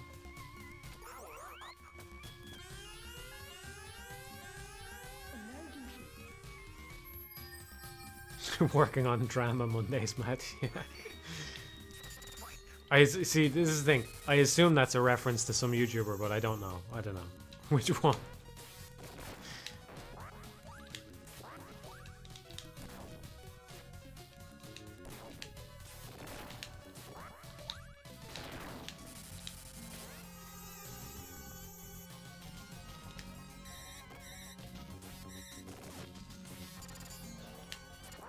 Just want to say your perspective of viewing games on a game-by-game basis has really improved how I view all art. I'm glad to hear that. I'm glad to hear that. Yeah, I think it's important.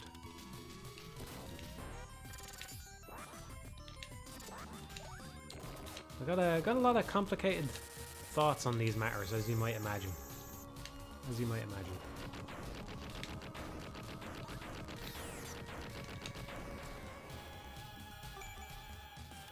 You've ruined my thinking skills. Oh, I'm sorry. I'm sorry.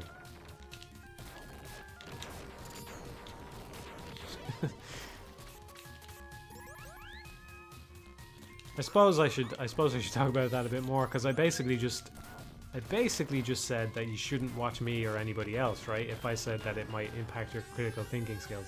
I do think that there's some truth in that. Like, I've always been an advocate for just playing the fucking game. You know, I'm always saying it, right? You know that about me by now, right? I'm always saying play the fucking game.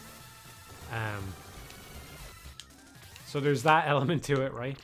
I mean, for most people, yeah, okay, like this content is out there to be consumed by people, obviously, right? I mean, though, if it's also your job, if your job is the same as my job, then maybe there shouldn't be that thing. I don't know. There's arguments in favor of both. Maybe I would have gotten better faster if I had watched other people. I think that's probably true. I think I would have gotten better faster, but I might have also plateaued. You know what I mean? That's what I'm getting at.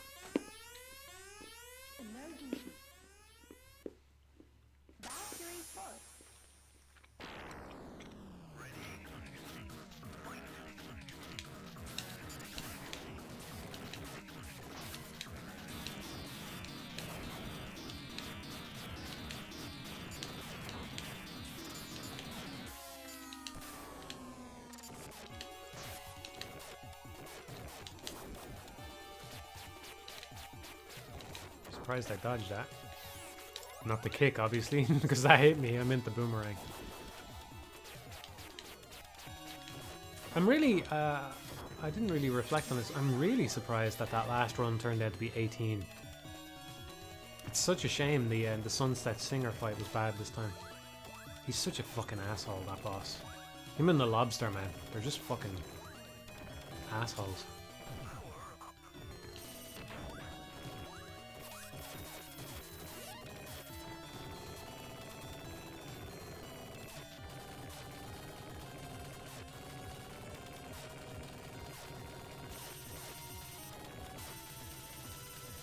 Do you think that a game developer should refrain from playing similar games during development? That's a tougher one, I think.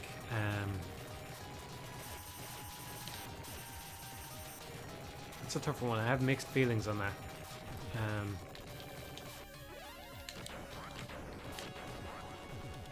I'm gonna go with no. I do feel it's a little bit different. So I'd go with no. But I do think that you can kind of... You can get stuck in your way of thinking about things, you know. Like you play, and certain games, they kind of get trends in them. That's... I suppose there's no point... no point mincing words on it. Like, there's a lot of games, right? And you play them and they have like a letter ranking system, which is obviously... The guy, they went, oh, I played Devil May Cry, right? Or somebody, you know, they played a game that was inspired by Devil May Cry, you know, and it comes up with the word on the screen or whatever, right? And that thing, that ranking system sort of ingrained itself as a thing that some games have, you know? And they have their own individual quirks and stuff, but the problem is just that it's kind of catchy on a surface level, right? You get a big letter up on screen and it says cool, blah blah blah, whatever, right? The problem there is that, you know, Devil May Cry came along, right? The problem there is that people didn't pay attention to Beautiful Joe, basically, because Beautiful Joe has a much better scoring system. And I think that that's one of the advantages that Kamiya sort of had over other people, was that because he made Devil May Cry, he wasn't inspired by it, right? So it's like you can just question every assumption about that game, no problem, because you're not thinking about, oh man, I really loved Devil May Cry, or I loved this game which was in turn inspired by Devil May Cry, so I'm gonna have like a letter ranking system in my game, and da-da-da-da. And the more games do it, the more popular it becomes, and it sort of becomes a feedback loop, right? But personally, I know there must be at least some people in the chat that agree with me, because we're becoming an echo chamber in here, you know? But personally, I think that Beautiful Joe has a fucking much better scoring system than any Devil May Cry game. And the same is true, in my opinion, for Bayonetta and the Wonderful 101, and it's because the assumptions were questioned, right? Because it wasn't inspired by pre-existing games. Or maybe it was, but just by different games, right? It was like, no, we need to rethink this aspect, and we can come up with something better, right? So, well, look, you say your game has a Devil May Cry scoring system. I'm not. Again, this flows two ways, right? I'm not shitting on it by default. Okay, that's not my point either, right? See, I know, for example, that Ultra Kill has that sort of letter ranking system going on, okay? And I'm still looking forward to playing Ultra Kill, and I think that it could have a great scoring system for the type of game that it is. I just think it's sometimes easy to take these surface level aspects of a game and apply them to your game without really doing a lot of critical thinking about them, just because they happen to be popular. So that's the downside of playing a bunch of games similar to whatever game you're trying to make, or at least I would assume. I haven't made a game of my own yet. It's really not that different from the analysis thing I was talking about, you know? But it's, I don't know how to put it, you know? Like, it's not like just throwing a big letter up on screen means that you're doing Devil May Cry, because it's about more than that. It's I outlined this in the post, if you look in the Patreon on the post of the mod that I made, about why I kept the system simple, right? That's really what I was getting at, is it has complexity, but it has to be simple enough for you to be able to process it in real time, because that way you're actually playing with the scoring system. So I feel that when I play Beautiful Joe, or the Wonderful 101 in particular, a little bit less so with Bayonetta, but with Beautiful Joe and Wonderful 101, I'm playing with the scoring system. I know exactly what's expected of me, and I can play with that in mind, right? And I don't get that from the Devil May Cry games. So, doesn't mean they're bad games or anything. I just think that they probably should have questioned what was the point of the scoring system there in the first place, you know?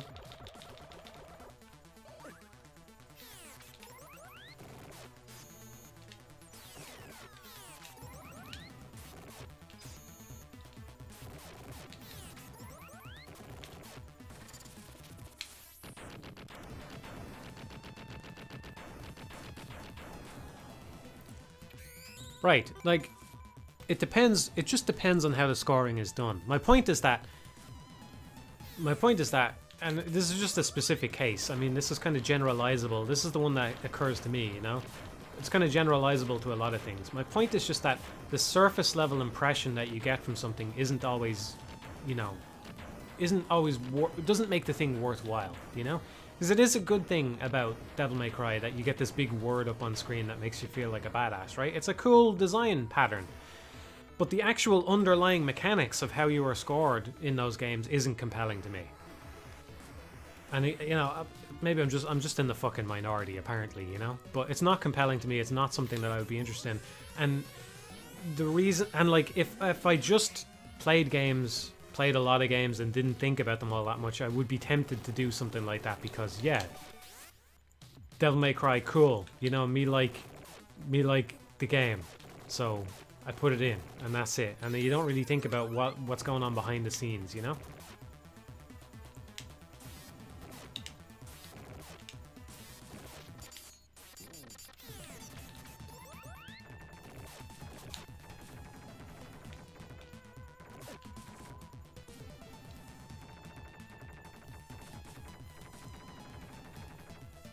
That's my take on it anyway, yeah. If you're looking for feedback on your scoring system, I don't know what it's like.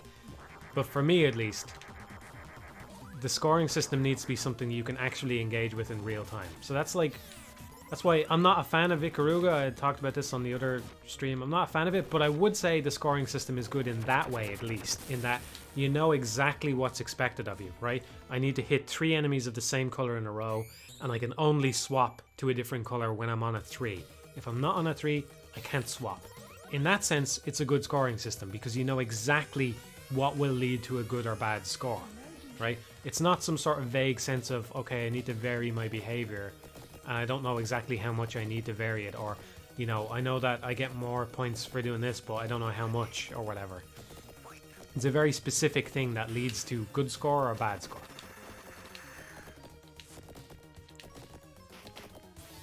Maybe I'm in, you know, I could be in the minority on this, right? Because Devil May Cry is very popular and it's got a lot of stuff going for it. But I think the question is about, like, is it a good idea or a bad idea to look at games like that if you're making one of your own? And I think it would be the kind of thing where, I don't know, thinking about it, I sort of developed my own taste more. It's like, I wouldn't want to just make a game that just appeals to the maximum number of people, you know? It would be like, what do I enjoy? And that's what I enjoy. So if you enjoy a Devil May Cry ranking system, by all means, go ahead and use it. But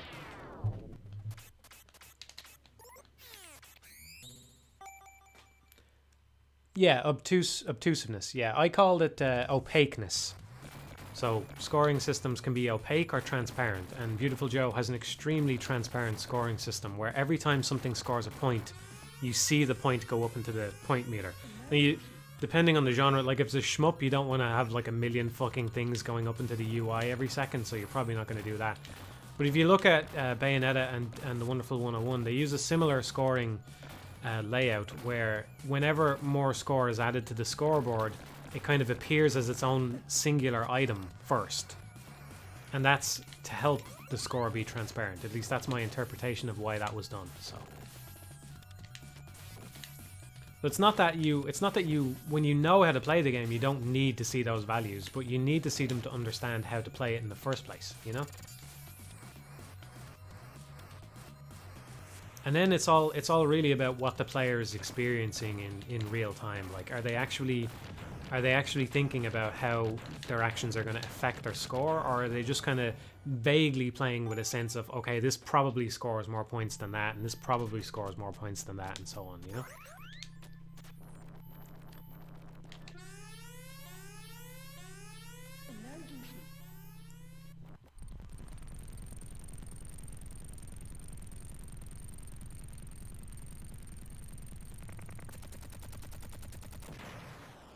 I don't know. I haven't broken into Vanquish scoring. There's a lot of games with poor scoring systems. The reason I use Devil May Cry is just because it's like a complementary thing to Beautiful Joe and Bayonetta and stuff like that, right? Fucking there's a score up on the top of the screen right now. I don't give a shit about it. It's not what I play Alien Soldier for. It doesn't, you know, I have no idea what increases this, and it's probably really easily exploitable because enemies respawn, right? So there might be some kind of thing where you can wait until the timer is about to run down and just keep killing enemies and you'll max your score that way. There's a lot of games with really poor scoring systems. They just seemed like a holdover from the arcade days, but if you're going to have one, you might as well, and especially if it's going to be a big part of the game. Like, I don't really think Alien Soldier is a worse game for having that number there because I can just ignore it, right? But if it's going to be in your face, like, for example, Ultra Kill, I haven't played it, right? But if it does turn out that it has a bad scoring system, I know already, without having played it, that the score is like shoved in your face on screen all the time, right? And that's you know, so if the scoring system is bad, that's going to be a pretty bad mark against the game in a way that it wouldn't be for Alien Soldier. Just like you wouldn't judge Super Mario Bros. Based on how well it scores you, because obviously nobody is playing it for that reason. It's just like games had scores up until that point, so they included them, you know? I think a good counterexample, this might be one reason why it would be worth discussing Astral Chain, because I haven't dug into that game as much as I could have. But I would say it's an example of how a transparent scoring system isn't enough, because from what I've played of it anyway, I only did one playthrough. I didn't enjoy the scoring system in that game at all. It doesn't really make much sense. It is transparent though. You get a complete list of everything that scored you points at the end of an encounter. But it also goes to show that's not it. Like, it's not enough to just show people what increases their score. You also have to kind of corral them a little bit. Which is kind of what I was doing in the mod that I made for the Wonderful 101, because I feel like the game should punish you more for not swapping weapon if you're in the middle of a juggle. So you can go and read that on the blog. It's on the Patreon. And I made it so that you have to swap weapon to continue getting a high score. It's not like you have to swap all the time, but you have to get 100 points for each hit. That makes sense?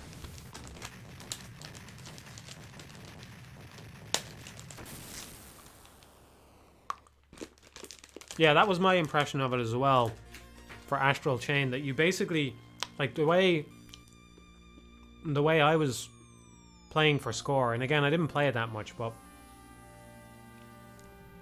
the way I was playing for score was just bringing out every legion and using a bunch of skills on different legions, and then I was like, right, now I can actually just finish the encounter, you know? That's not a satisfying way to play either.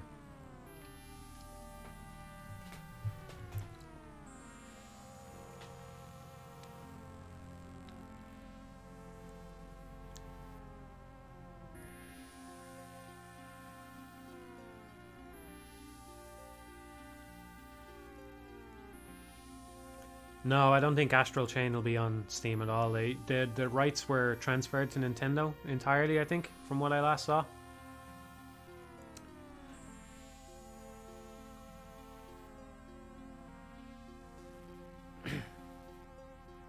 Yeah, so it used to be co-owned, or at least it seems like it used to be co-owned, and it's not anymore. I saw that Inabo was asked about it. He seemed very hesitant to comment on it, just like they were very hesitant to comment on the fact that they seem to own the Wonderful 101 now as well. I think it's kind of part of these deals, is just don't draw attention to the fact that Nintendo is involved here one way or another. But yeah. Am I excited about any game that's releasing soon? I don't think so. I don't think so. I'm sort of looking forward to games in an abstract way. Like, I'm looking forward to Breath of the Wild 2 and Project GG and things like that, but I don't really have any details on them, so it's not... There's nothing to be excited about, you know? Like, I like to go into games blind, or mostly blind, but I will tend to watch a trailer for a game, you know? The first trailer that comes out or whatever. Or see a little bit about it, just to see if it's something I'm actually interested in, you know? Obviously, whatever happens with something like Breath of the Wild 2 or Project GG, even if they look bad, I'm going to play them anyway, so I can't really be excited for them in that sense, you know? I'm always cautiously optimistic about the next From Software game. I don't know why, because they really haven't clicked with me in a long time, but I'm hopeful that maybe Elden Ring will bring back some of the stuff that I liked about the first Dark Souls, where you have that sense of adventure. Just fucking drop the warping from the start. Just drop that alone would be a huge improvement. No warping from the start. You have to fucking make your way from point A to point B. Just do that, and I would already be much more interested in that game if they just came out and said that.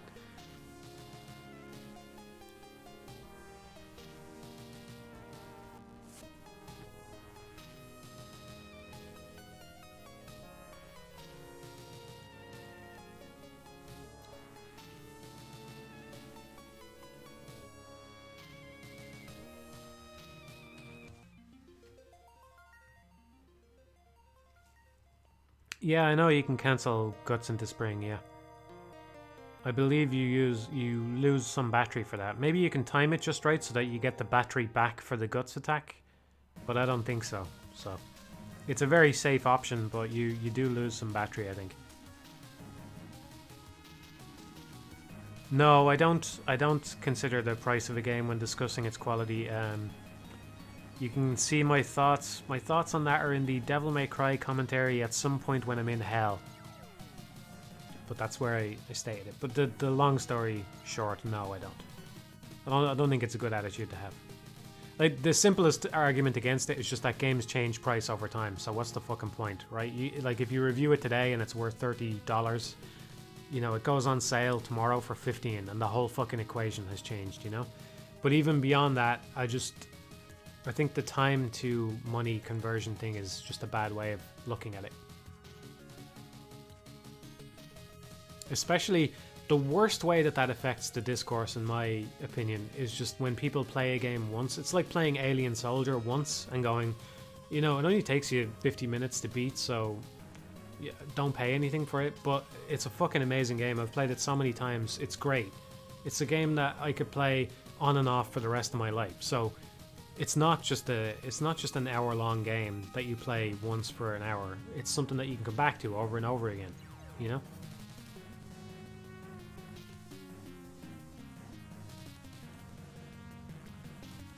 Oh, I am kind of excited about Resident Evil 8, yeah. I haven't played 7 though, so I need to do that first, so that's a reason why I can't really be excited for it either. I think the aesthetics look great though, from what I saw. I saw the outside of the castle.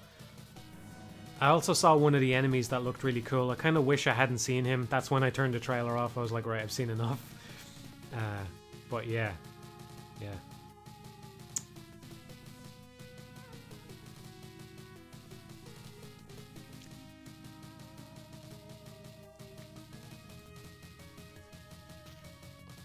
Do you think it would be less successful without warping critically? No, I don't actually. I think people would be fucking fine with it. That's the thing. I really think if you just gave it to people without warping, they'd be alright. Maybe I'm naive, but yeah. I mean, everybody played Dark Souls, right? Or not everybody, but like, I know a lot of people jumped on with the second one, but a lot of people played Dark Souls and a lot of people enjoyed it, and it didn't have any fucking warping, right? So, what's the big deal? What's the big fucking deal?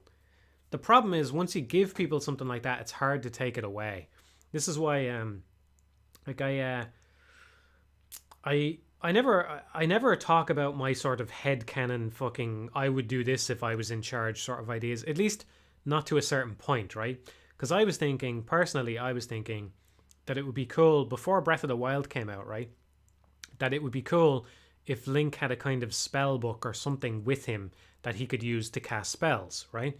That would allow them to do lots of more creative stuff with the thing.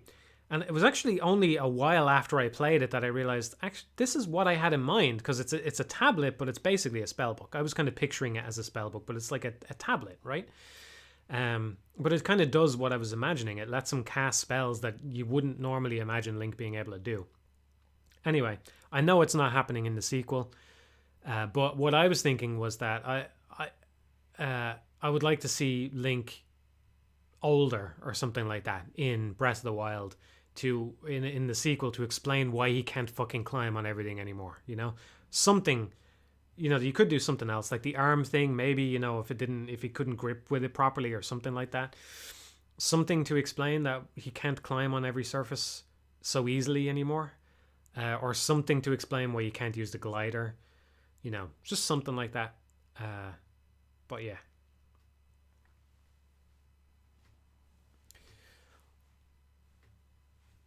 I'm not committing to finish another run, but I'll start one, and if it goes well, I'll carry on. So I might drop this now at any point. I figure I've been streaming for a few hours now. But sorry, to continue the idea, the reason. So I was saying, when you give people warping, it's hard to take it away, right? If you just never give people warping, they don't know what they're missing, so they just don't fucking complain about it. But when you give them warping, then they're like, why does the next game not have warping? So I think that one thing that really helps with that, because, you know, I was suggesting that maybe Link shouldn't be able to climb everything, and that maybe it's not actually something that makes the game better, is one problem that people have with that as well. I could do it in Breath of the Wild, so why can't I do it in the next one, right? And I think one way to at least mitigate, or sort of not fan those flames, sort of douse those flames a little bit, is to give people like a narrative reason why that's no longer possible, you know? Give them a reason why Link, not the character, like not you as a player, but Link can't climb for this reason, right? He's not as agile as he used to be or whatever. And I think that would go a long way towards mitigating that complaint. Does that make sense to everybody?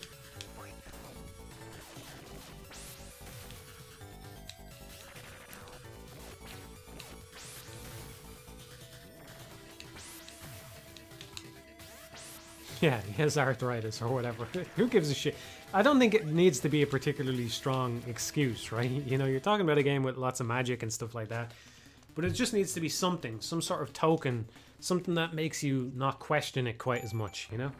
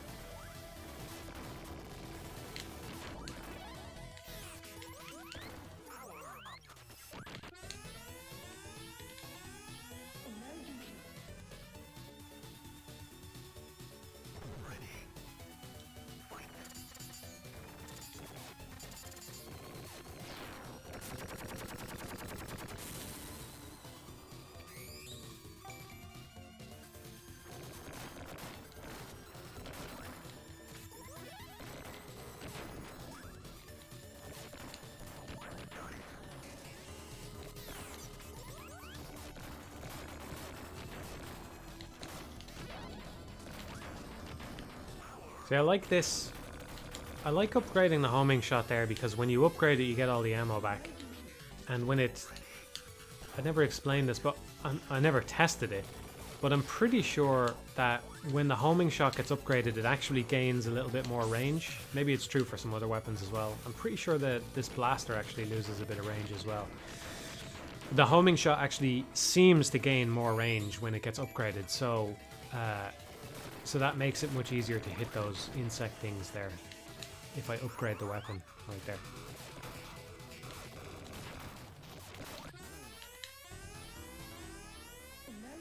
I didn't play Bugsnax. I'm not really interested in it personally.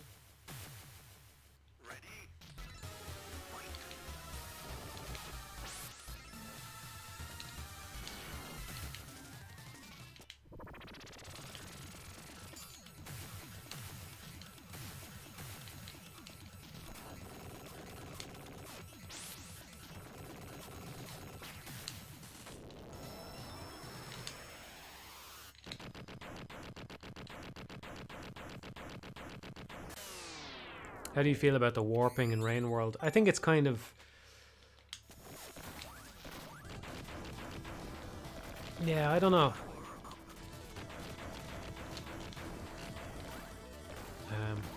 I'm not...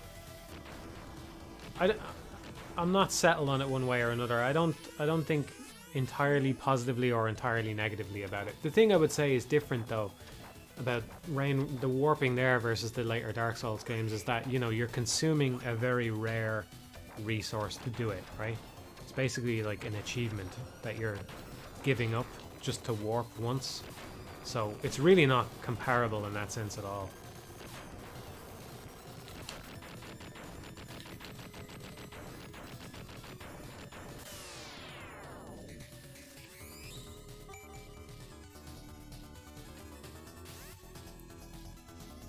Yeah, it's so limited that it's not a big deal. Oh, that was bad. Okay, reset.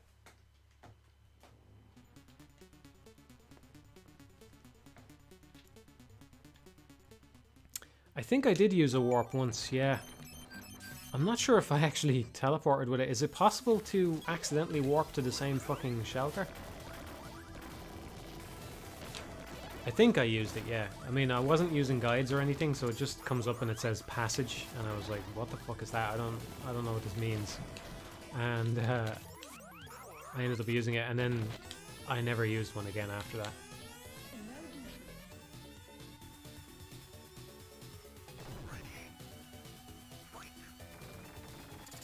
Yeah, they said I think it's rumored anyway that there's going to be horses in Elden Ring, so you would hope that that would help get rid of warping, and then you just have to hope that the horse stuff is actually interesting enough to sustain itself, you know?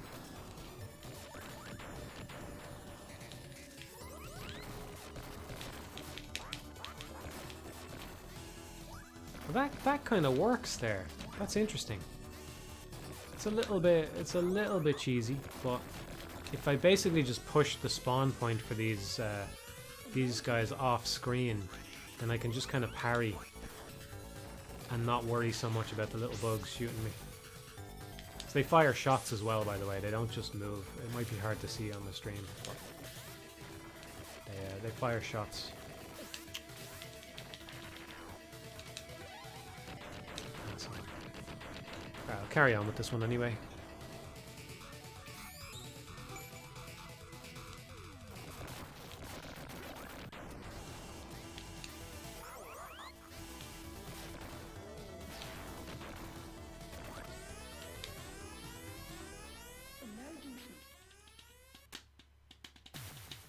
You tell us your opinion on using drugs while playing games. I'm saying, don't do drugs, kids.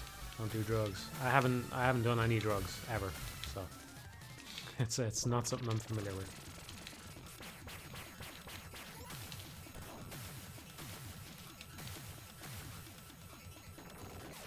I wouldn't be against trying weed sometime, but that's about as far as I'd go, I reckon.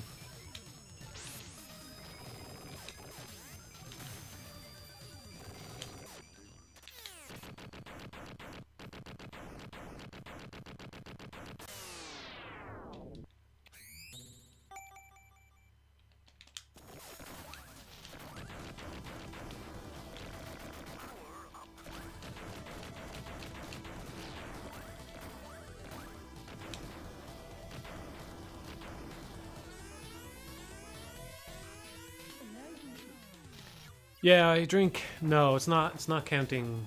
I've never smoked tobacco or anything. It's not counting alcohol or caffeine. So I do drink. I drink coffee and tea and stuff as well. That's it for me, though.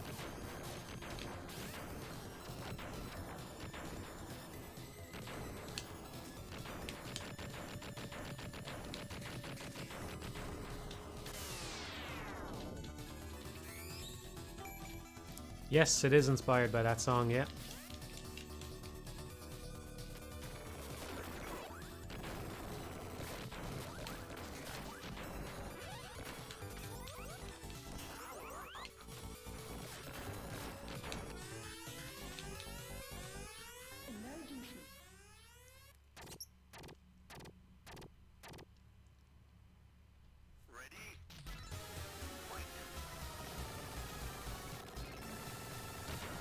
Yeah, everything's a fucking drug, depending on how you want to break it down. I know, whatever.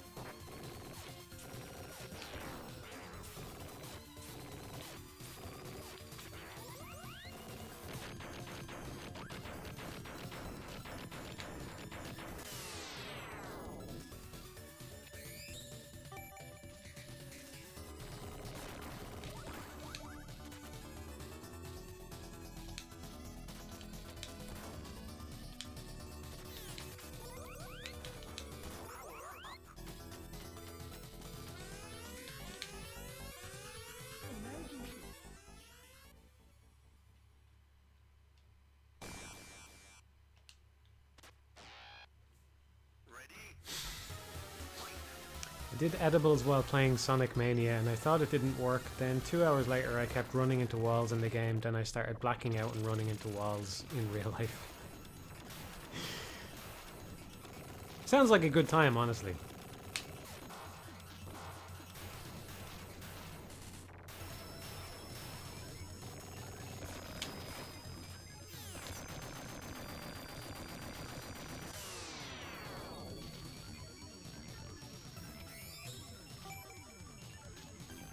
Killing bosses with the fire dash intentionally? If so, why? Because it does a lot of damage. It's just quick. The longer they're alive, the more time they have to hurt me, you know?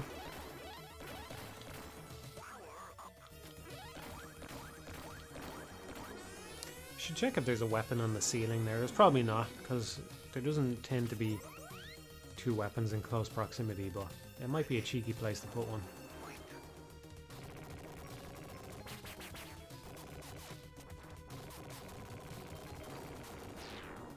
See the damage there?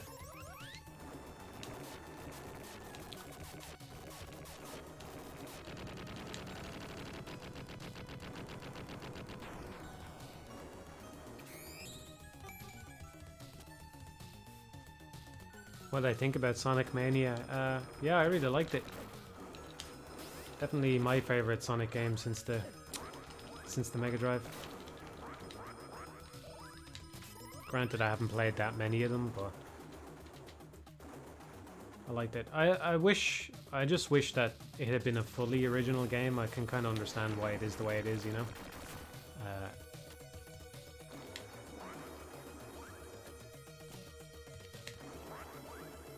I mean, it's original enough. It's basically... the first acts are just reused with some extra stuff in there as well, if I remember right. But then the second acts are basically all original anyway. They just have a familiar coat of paint on them. But I just think if they're going to that length already, then it would have been nice if... I'm sure it was a budget thing, you know.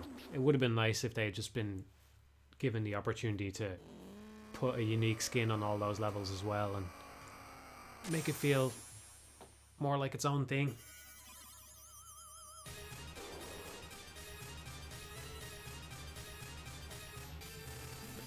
Yeah, I'm still interested in finding more PS2 games to play, yeah.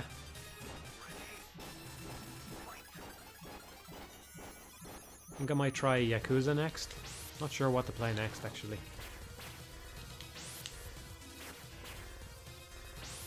I don't think I'm gonna go straight to Curse of Darkness. I'm not sure I'll play it at all, actually.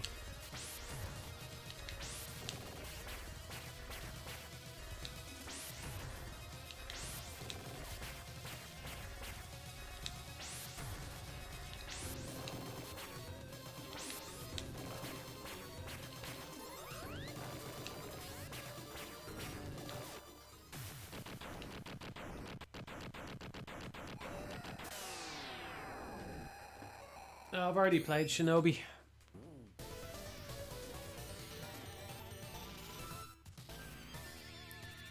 I played a little bit of Ace Combat. Yeah, I played Ace Combat 4 now. I'm thinking I kind of regret not starting with the first one. I might go back and play that one first. Well, play it second now.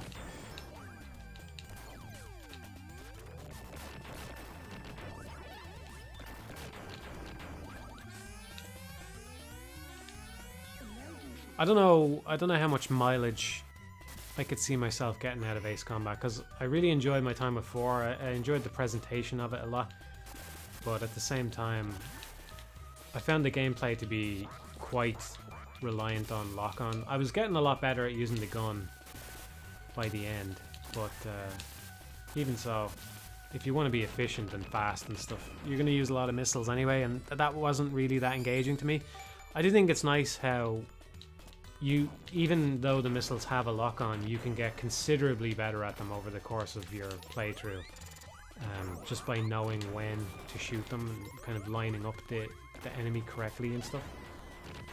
And I like how often I had the correct sense of whether or not a missile was going to hit just the moment I shot it. I knew that it either was likely or unlikely to hit, you know, so it's not that bad, but I don't find it that compelling either, if I'm being honest, you know?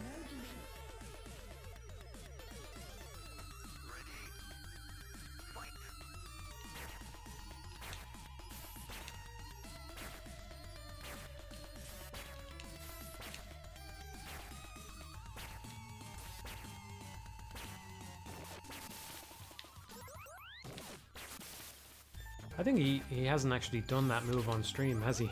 Goes to show how rare it is.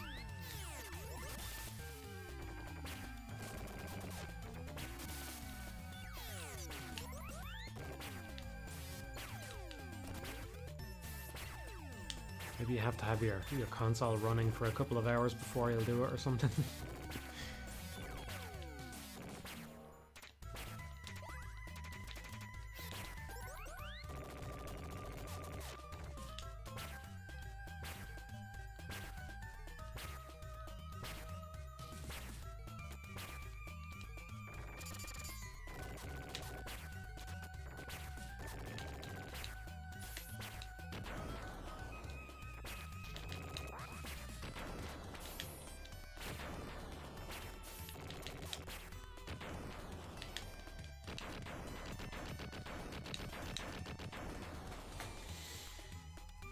I'm up early, yeah.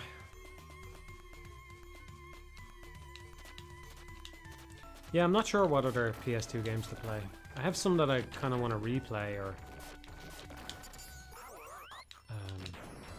try a different version of them, you know, like everybody's saying that I gotta try Kingdom Hearts 2 Final Mix.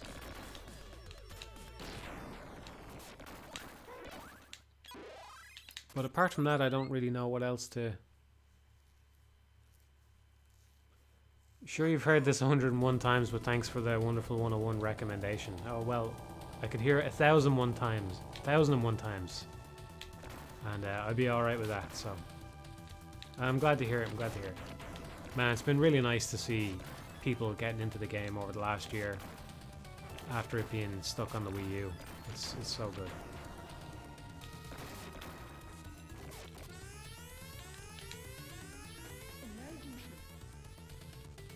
Mr. Teddy Bear.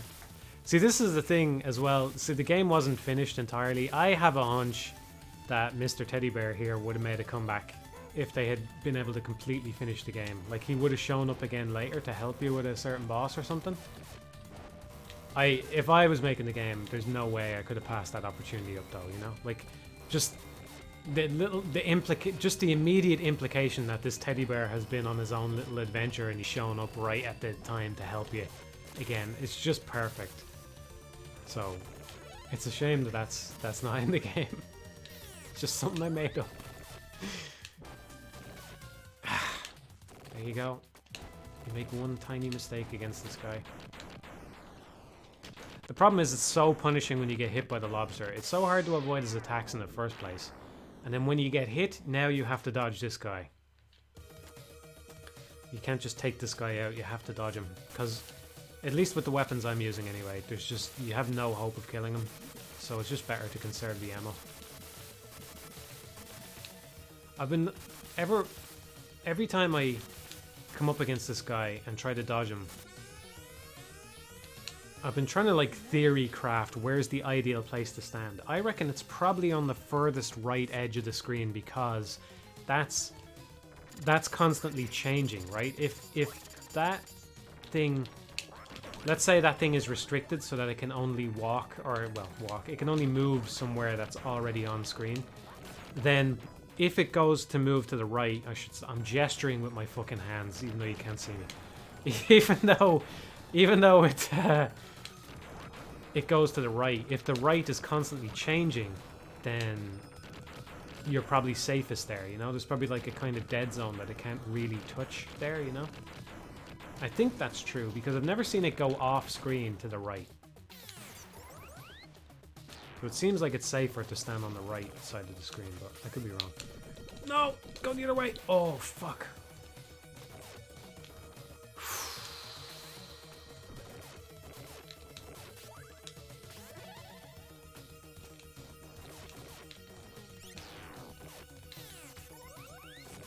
Surprised I got out of that without taking damage. It was very bad.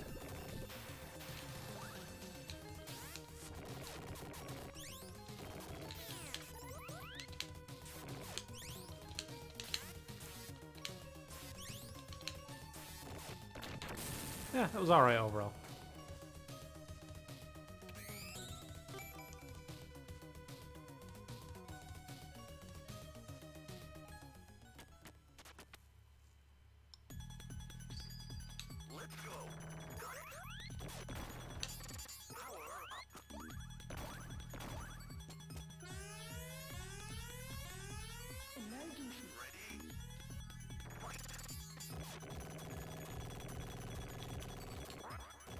I can't really see that. I kind of got a glimpse of something there. I need to pay attention here. Somebody said that Record of Lodos War, Deedlith in Wonder Labyrinth is inspired by Shadow of the Colossus. Am I reading that right? Oh, Soten. Soten, right. I misread it. S-O-T-N, not S-O-T-C. Right.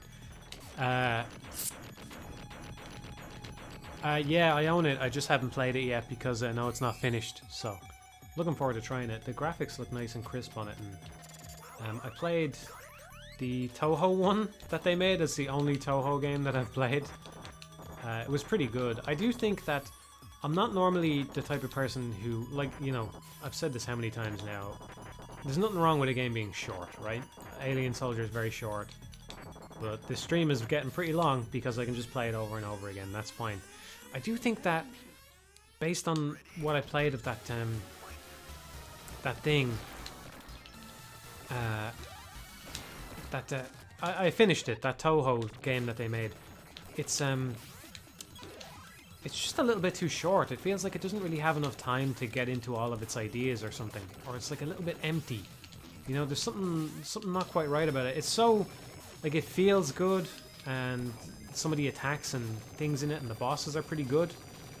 But just the actual exploring of the map and stuff, it wasn't that great, and the game was a little bit short. I do think that part of the appeal of a Metroid kind of game is having a nice big map to explore, you know? Like, even something like, I don't know if Environmental Station Alpha is technically bigger than that, what's it called again? Luna Nights. I don't know if the map is technically bigger, but it feels bigger anyway, because each room feels significant and, like, you're always discovering something new, you know? It's part of the appeal of the genre, and I feel like they're they're kind of just missing out on making genuinely great games by not going that extra mile and making them a little bit bigger and a little bit more dense and a little bit, you know? And it's a shame to see because they've totally nailed whatever engine they're using is great. The visuals are nice, and they've got some unique stuff in there. But I don't know. I would recommend Luna Nights. It's a good game, but it feels like it's just missing out on being a great game for no real reason. You know?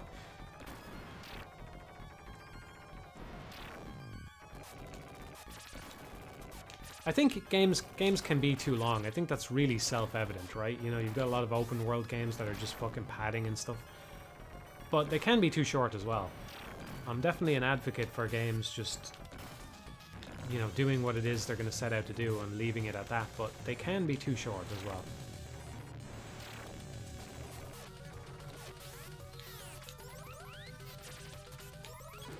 Oh, fuck, this is bad.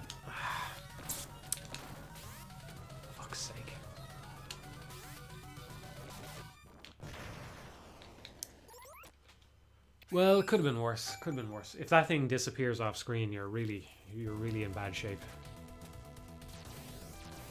And you're basically guaranteed to take damage at that point. I think this has been a pretty good run so far. I would estimate maybe 5 hits so far, if I had to guess. 5, 6.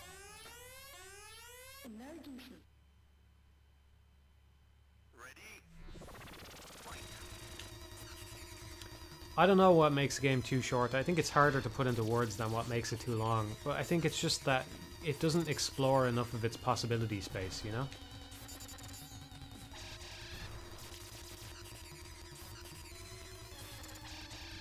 I talked about The Witness a little bit in Meta Micro videos, but like that's one reason why it's something worth looking at for inspiration or just an example of a game. It's like the quintessential example of a game just pushing itself to the limit, you know? I don't know if I can think of one that does it more than The Witness. It's just, this is a game about drawing lines, and it's going to be the game about drawing lines. There's never going to be a need for another fucking game about drawing lines on a thing after this ever, because I'm just going to do everything that can possibly be done through this mechanic, you know? And there's probably room for more puzzles, but I just mean in terms of exploring its possibility space. It's really good at that, you know?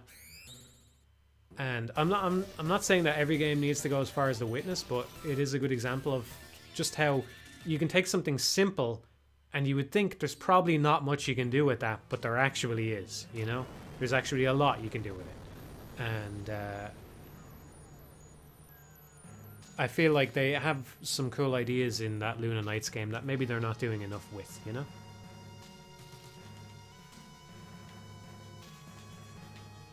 No, I haven't played the Wario Land games. There's a lot of handheld games I need to get around to.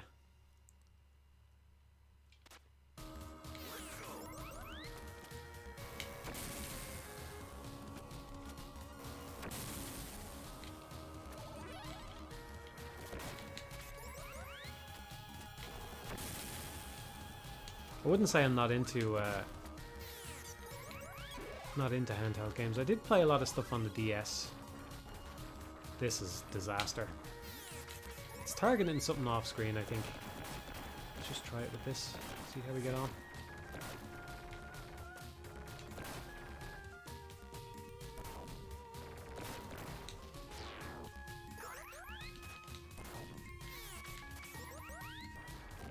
It's still going upwards.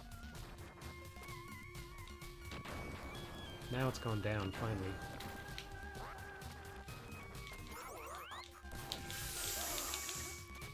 That's something I think is a flaw with the game. I'm not going to take fault for that one. It feels inconsistent to me. I suppose I was hammering the button, so maybe you could say it's my fault, but whenever you pick up a weapon, it definitely feels inconsistent about when Epsilon Eagle will be able to jump again. There's something about that that's not going into my brain properly, or is actually a genuine problem with the engine or whatever. There's something not quite right there, I feel.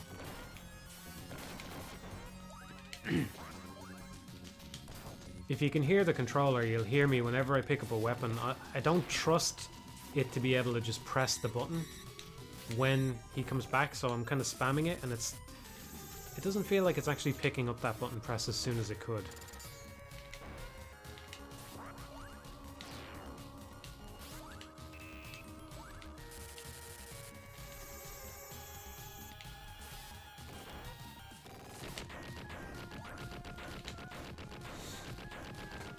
Matt, did you wake up at 6 AM and start playing Alien Soldier? Hell yeah, man. Hell yeah.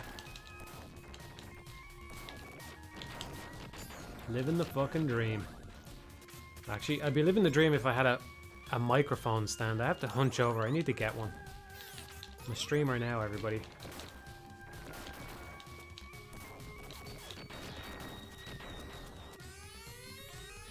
I'm a little uncomfortable, if I'm being honest.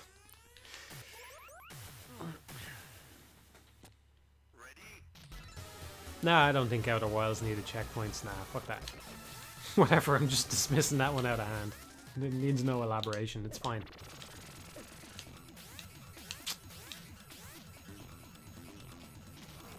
Surprised anybody would think that, honestly. It's what, something like 20 minutes at most you can go without... And even then you can basically just reset whenever you want, and I don't know. Doesn't make any sense to me. I've played both Disco Elysium and Outer Wilds. Yeah, I'm looking forward to doing another run of Disco Elysium whenever that patch comes out.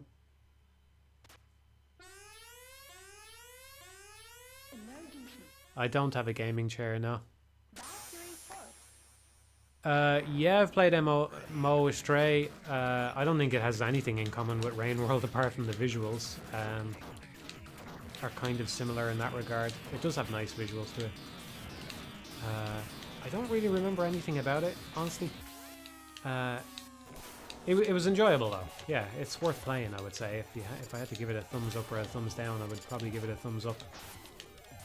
It hasn't really stuck with me though.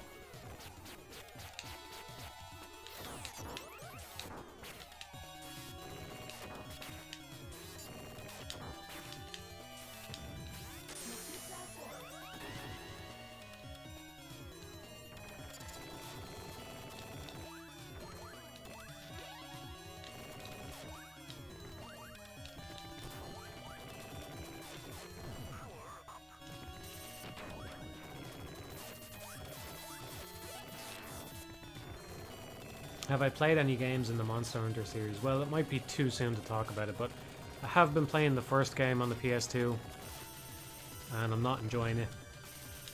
So, there you go. I have a feeling the Monster Hunter fans in the chat are going to come back and tell me that this series doesn't actually get good until maybe the third or fourth one. I thought I would try the first one since, you know, I'm on a PS2 kick at the minute. I'm really not enjoying it. I do think I see some of the appeal though. It's like I said, like I was saying with Rain World earlier at the start, I was really not enjoying it at the start. But as I've stuck with it, I think I have seen some of the appeal of it, you know? In terms of the loop that they have is a little bit different to a lot of games in that you don't actually level up yourself. But I would say that it's kind of disguised because when you get a new weapon, you are essentially leveling up. Your attack goes fucking up by a huge amount when you get a new weapon. But I also see, you know, going out on a mission to get the materials to craft a bomb or like a mega potion or whatever the fuck it is that you need.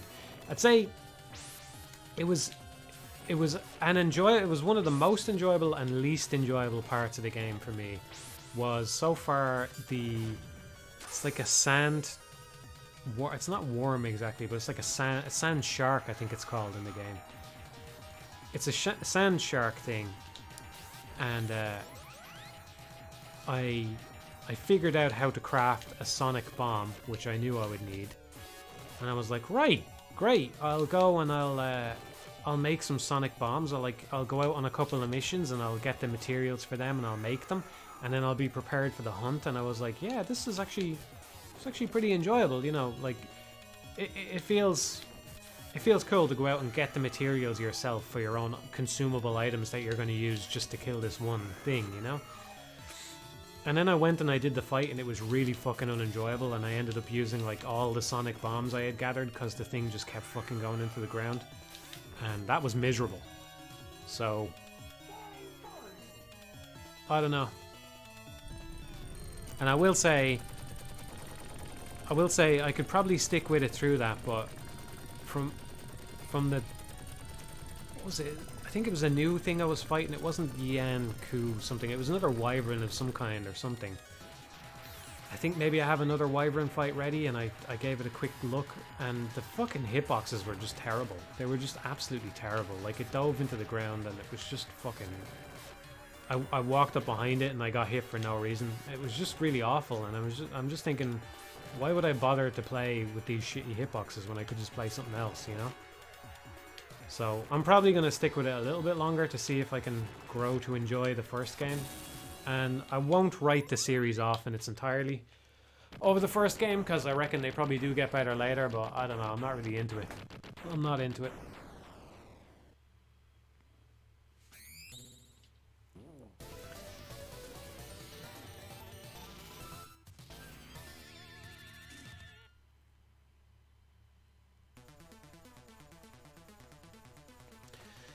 Yeah, a lot of people saying don't bother with Monster Hunter 1.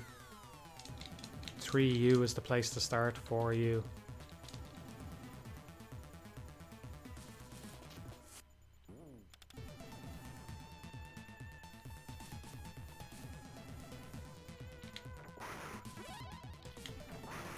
I think it's the kind of thing where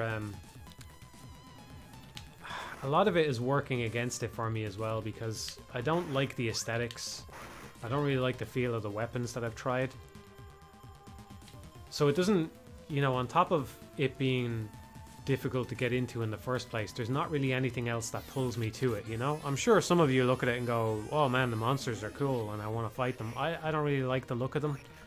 So it's like, I'm not really into it on that level in the first place, you know? So I don't have anything sort of kindling a fondness for the game inside me, you know? I'm just trying to push through it to see what everybody else sees in it.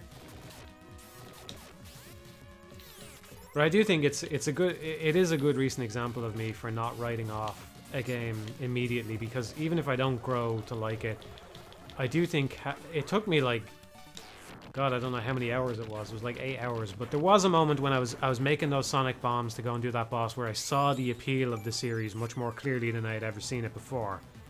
So I'm glad to have gotten that moment of insight, but I'm still not convinced it's for me.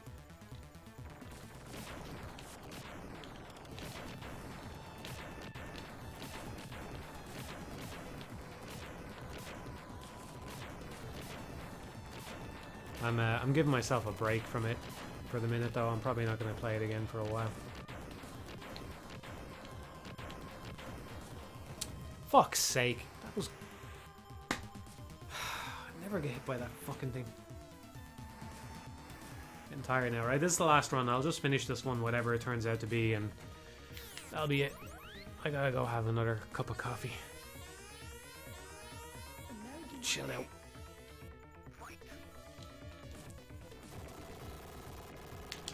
It always seems to do the same pattern at the start.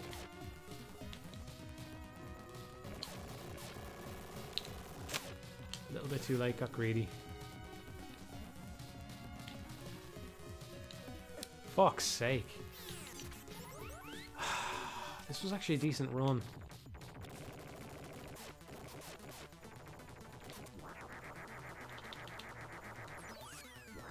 Can't kill him with the fucking super move now. Not good.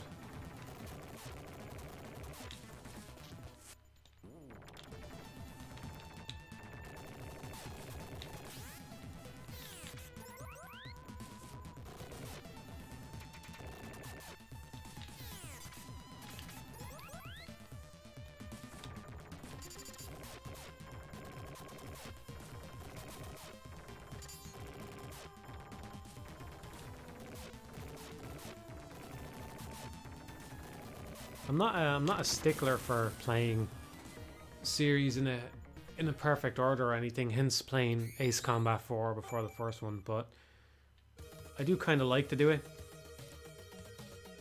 So that's why I started with Monster Hunter 1. I don't know, I'm thinking now though that I might just skip to one of the newer entries like World or Rise or something. Because I don't want to go through a whole fucking chain of games that I'm not enjoying just to find out the point where it becomes enjoyable for me, if it ever does, you know?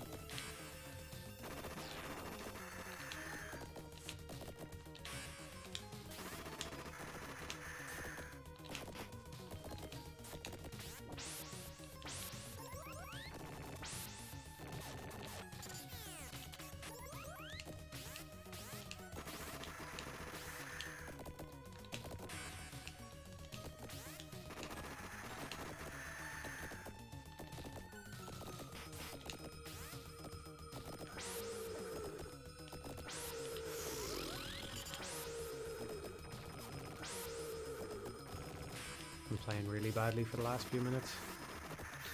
There we go. I didn't even use my weapons right there either, because now the energy on these two lasers is split between two of them, when ideally I would like to have one empty and one full, so I don't have to change weapon during this guy. What other Capcom IPs would you like to try out? I don't know how many I haven't tried, but I don't really think of it in that sense of like, I'm going to try another Capcom IP now. It's kind of a strange question. Just try games that are interesting, doesn't matter who made them.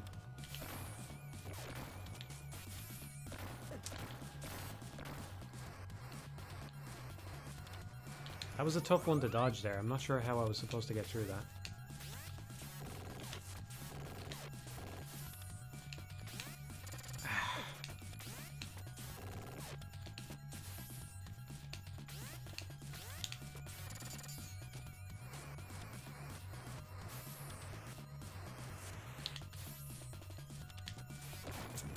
Must be, you can probably, I don't know.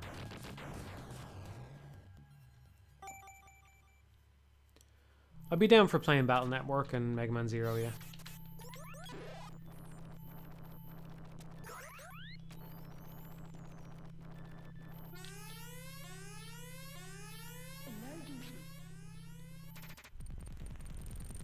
I would rather go back and try Pathologic 1 again before jumping into 2.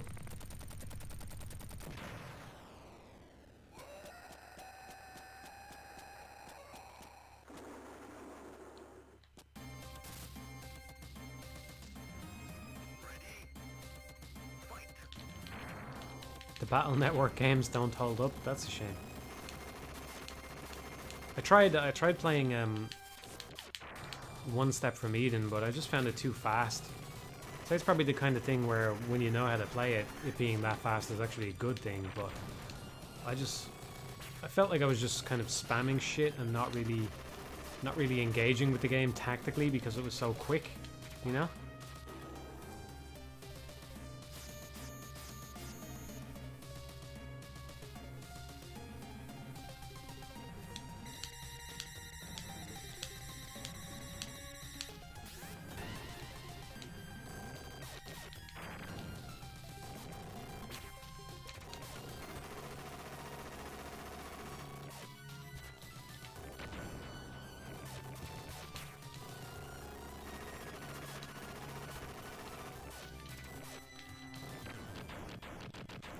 Well, that was a good run up to a point.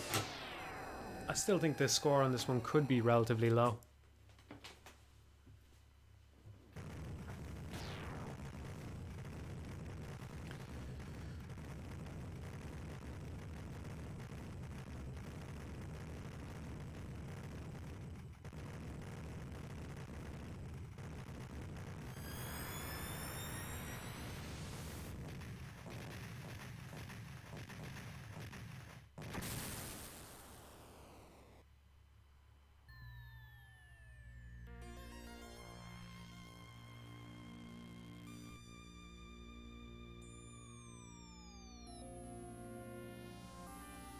What do I think about the time requirement for combos in Streets of Rage 4? It seemed pretty good to me.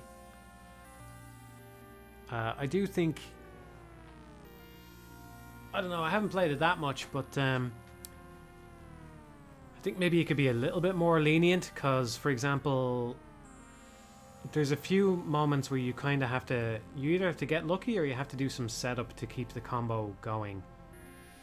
And the bit I'm thinking of is when you're in the prison and you break out, you have a very tight window to keep that going when you first break out of that first cell. But I think there's a little basket there that you can hit to kind of pause the combo timer for a second or something. I don't know, I don't remember the specifics. It is very tight. I think it's... yeah, it's one of those things where your combo is just gonna drop in between certain encounters as a result of the timer. Maybe it would be more satisfying if there was a way to carry it through a whole level, you know? But then I'm kind of thankful that there isn't, because then I'd just be playing levels over and over again trying to get a fucking combo from start to finish, you know? So, I don't know. It seemed alright to me.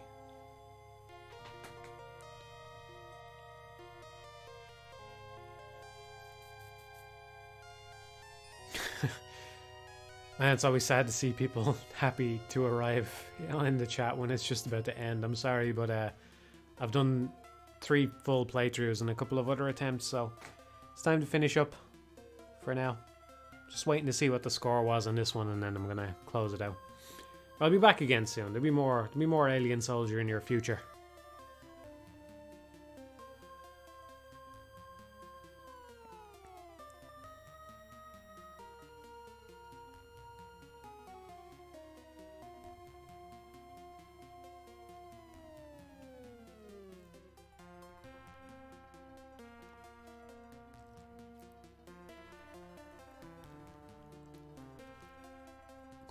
What's the next stream game? Alien Soldier. And then after that, Alien Soldier. And then after that one, Alien Soldier.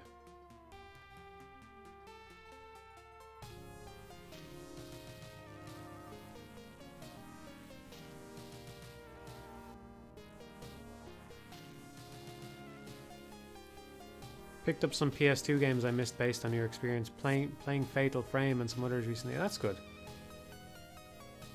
Yeah, Fatal Frame was pretty good. I'm looking forward to trying the second and third one. I'm kind of cycling through them rather than doing a whole series at once. I'm just kind of cycling through. Like, I'm saving Nightshade for later, because I don't want to have an imbalance of genres left to get through, you know. Well, cross off a horror game and then go do an action game and then go do a platformer or whatever, you know. So that I still have some stuff. Still have some variety ahead of me. I think it's probably going to be Yakuza next, but maybe not.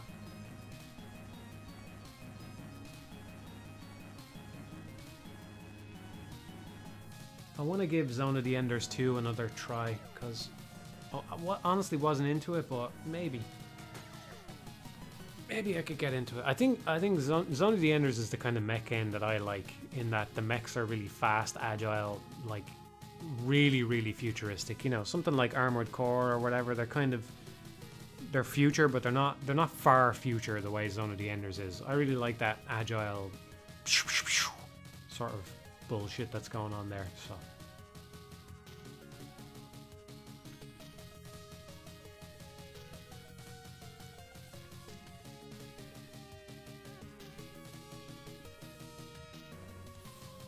Don't know when I'm streaming again. I don't have a schedule. It's one of the perks of not being on Twitch. I don't have to stream all the time. Just whenever it works. I might go back to work on the mod again now. I wrote down what ideas I have for the next version. I'm ready to get going on it again. I need to find a better way. Well, I don't know. It's not that bad. Basically, I had a release version of it that I was trying to make the fewest number of edits to. Like, I added that text down the bottom that tells you can hover over an item to get a description of it. And then I have notes and extra things back in another version that I have, so I kind of needed to bring that one up to parity and remember what all the little changes were that I made. I was trying to make as few changes as possible. It'd be nice if there was... It's kind of over the top, but... some kind of version control kind of thing. But it'd be too much hassle for such a small project. But 17, pretty good. Had a feeling that one would be low. We still haven't broken 15 though. That was the lowest on stream.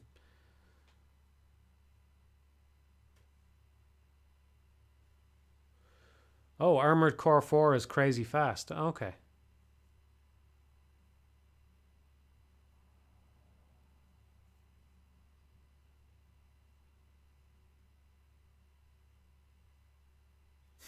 Thanks, Val. Yeah.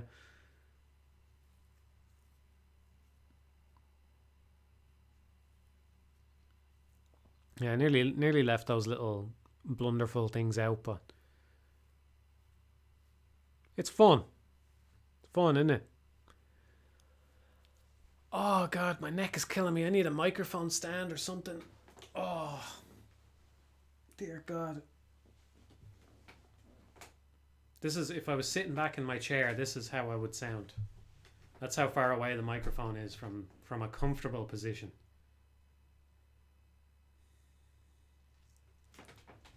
Whereas here's where I am now, you know? Yeah, I need to get some streamer shit.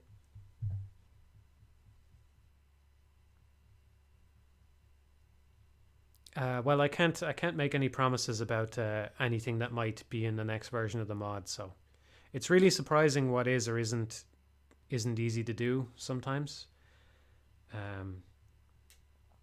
Yeah, I have a couple more things that might be cool. They're kind of like half working, but getting them full working could be a whole other ball game, you know. So, we'll see. I might as well just say, I'll just say, but on the assumption that they won't be able to be done. Okay, so I might not be able to do them, but I think I have access to the part that tells the team members what to do. So I kind of have it working so that a team member will do a stinger attack, but I don't know how to make it so that, you know, it will depend on what you do with your left analog stick. And also it's not working properly because the teammate doesn't dissolve their morph.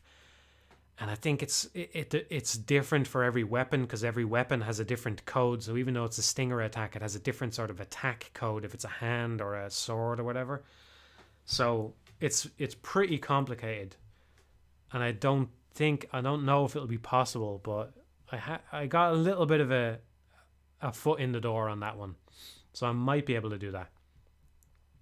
And another one that I'd like to do that I also have a foot in the door in, but it's not working properly, is I'd like to make it so that if you're in the air and you double tap the spring button, you go into glider form rather than into ball form.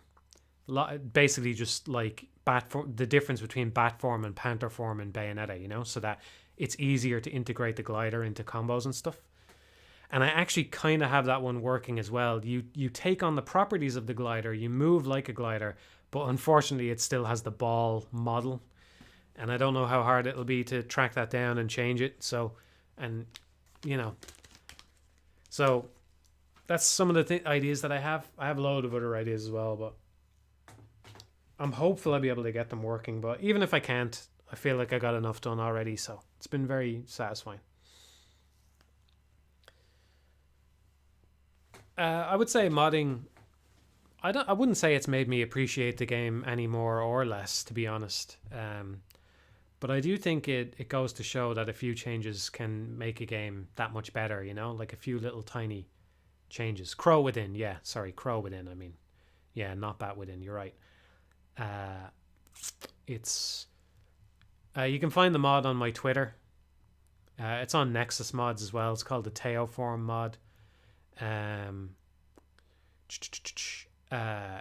let me, if I'm gonna talk, let me just get that back to some visuals. I'll talk about it for a minute. Yeah, it didn't make me appreciate the game any more or less, I would say. But I'm sure every modder feels the same way, that, you know, they feel like their little changes make a big deal to the game, you know. That's the way I feel about it. I think that the scoring one is the one I like the most. And in that it encourages you to change weapons while you're juggling, which is not something the game currently does, and I think that that's a nice improvement to it. But I still love the game as it was, you know. It's just you know, every game has room for improvement. I think to me, it's shocking that the Wonderful 101 does have so much room for improvement despite being so good. I think that's one of the things that's uniquely interesting about it to me, and probably why I've done a mod for this and not any other game, is that it's my favorite game, but I also see plenty of room for improvement in it, you know? Which is why it's a shame that we'll never get a sequel to it, you know? Yeah. So, no, the game being in Japanese doesn't really make any difference in terms of modding, because basically all you're doing is you're looking at it on an assembly level. It's kind of like hex editing.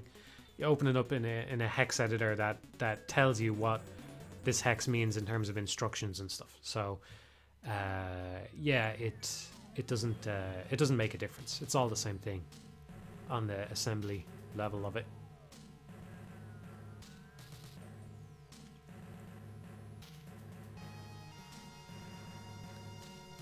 Yeah. Is it difficult? That's another thing on my list, yeah, to make unlimited forms skippable. I actually think that will be infeasible for me. My guess is two things are happening. So I assume it's not like a cutscene because you can't skip it, right? So my assumption is that two things are happening there. One, the battery meter is genuinely upgraded while that cutscene happens, right? So in other words, towards the end of the cutscene, it triggers a piece of code that upgrades the battery meter for you. And if I if I somehow found a way to just naively skip past it, that would not happen. So I would have to manually upgrade the battery meter myself. So I would have to do that. But also, I reckon what's probably happening is that the character models are being swapped out for their unlimited form models because they have the face mask up, you know? So that's an issue as well. It's probably making some kind of change there to the models, and you know, maybe it's possible to skip them, but it's not going to be as easy as it is to just skip a regular cutscene. There's something happening there. There's a reason why it's not skippable already, you know, and making it skippable might not be easy. So yeah, I'll try it though. I'll try it. I got a whole bunch of ideas, but I can't promise that there'll be anything.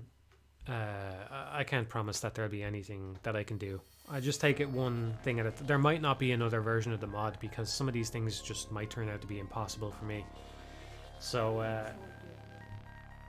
you know, but I'm glad. I really feel like with the latest version, it hit a sort of tipping point where there's enough there that it doesn't need any more necessarily. You know, that it's just good as is. So, yeah. So, yeah, I don't know how much more time I'm going to spend on it, but it was pretty cool. Pretty cool to do it. And that's what I've been doing. That's what I've been doing.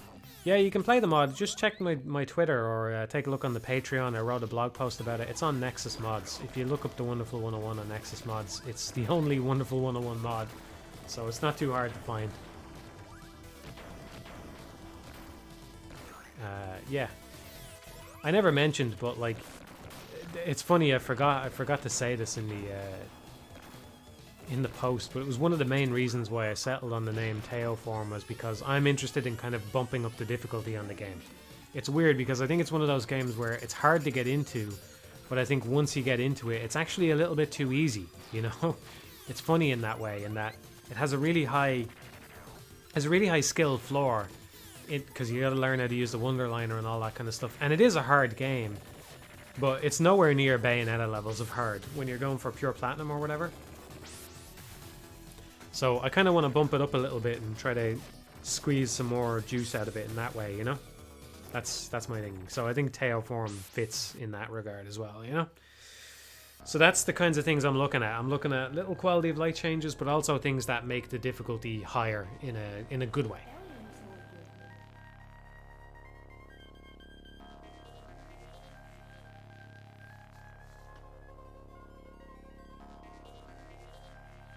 Yeah. Alright, I won't dwell on it. I'll be streaming again at some point. I said I'd hit 10 damage or less in Alien Soldier before I gave up on it. I don't know if I'll ever get there now at this point. I don't know how many times I've been below 10. Maybe 3 or 4 times total. I think I've got a couple of 9s and stuff, but 4 is the lowest, and it was a pretty big drop when I got it. So, yeah.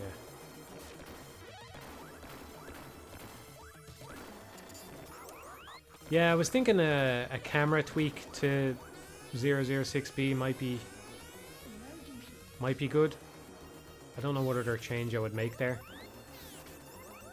It would be an interesting challenge to change the camera, but only in a certain operation. I think I could do that though. I think I know where the values are to make that happen, so. I just wonder what it would look like if I made it just look like a straight up shmup. I wonder how that would look, if it would look really weird or what, you know?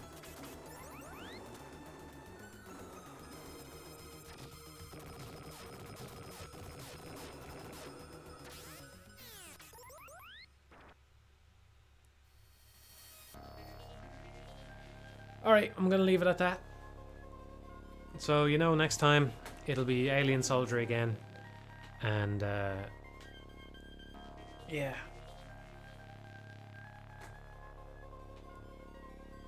Alright, last question. Is it possible to disable ranking in non-core combat sequences? It probably is, but it's not something that I would do. They are part of the game. If you don't like them, I think that some of them are actually quite good when you get used to them. I can understand why you don't like them, and I said it in my initial review, but they are what they are, and, you know, you can be ranked on them. So, it's not something that I'm going to look into changing. Yeah, I never beat Metroid Prime on stream, did I? Yeah.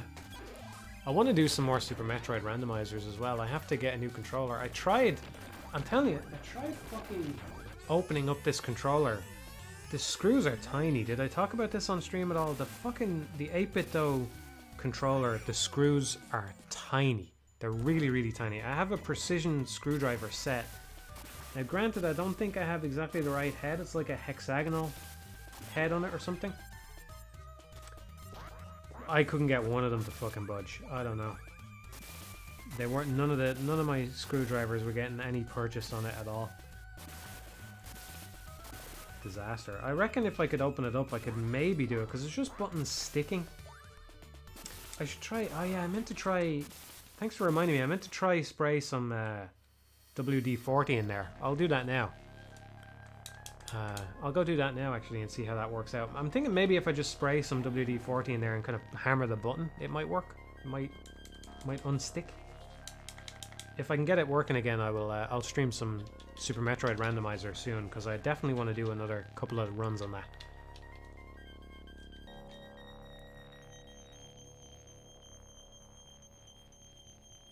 Torx screwdriver. I'm not going to buy a new screwdriver just to open this thing up anyway. I have a bunch of them and none of them worked, so.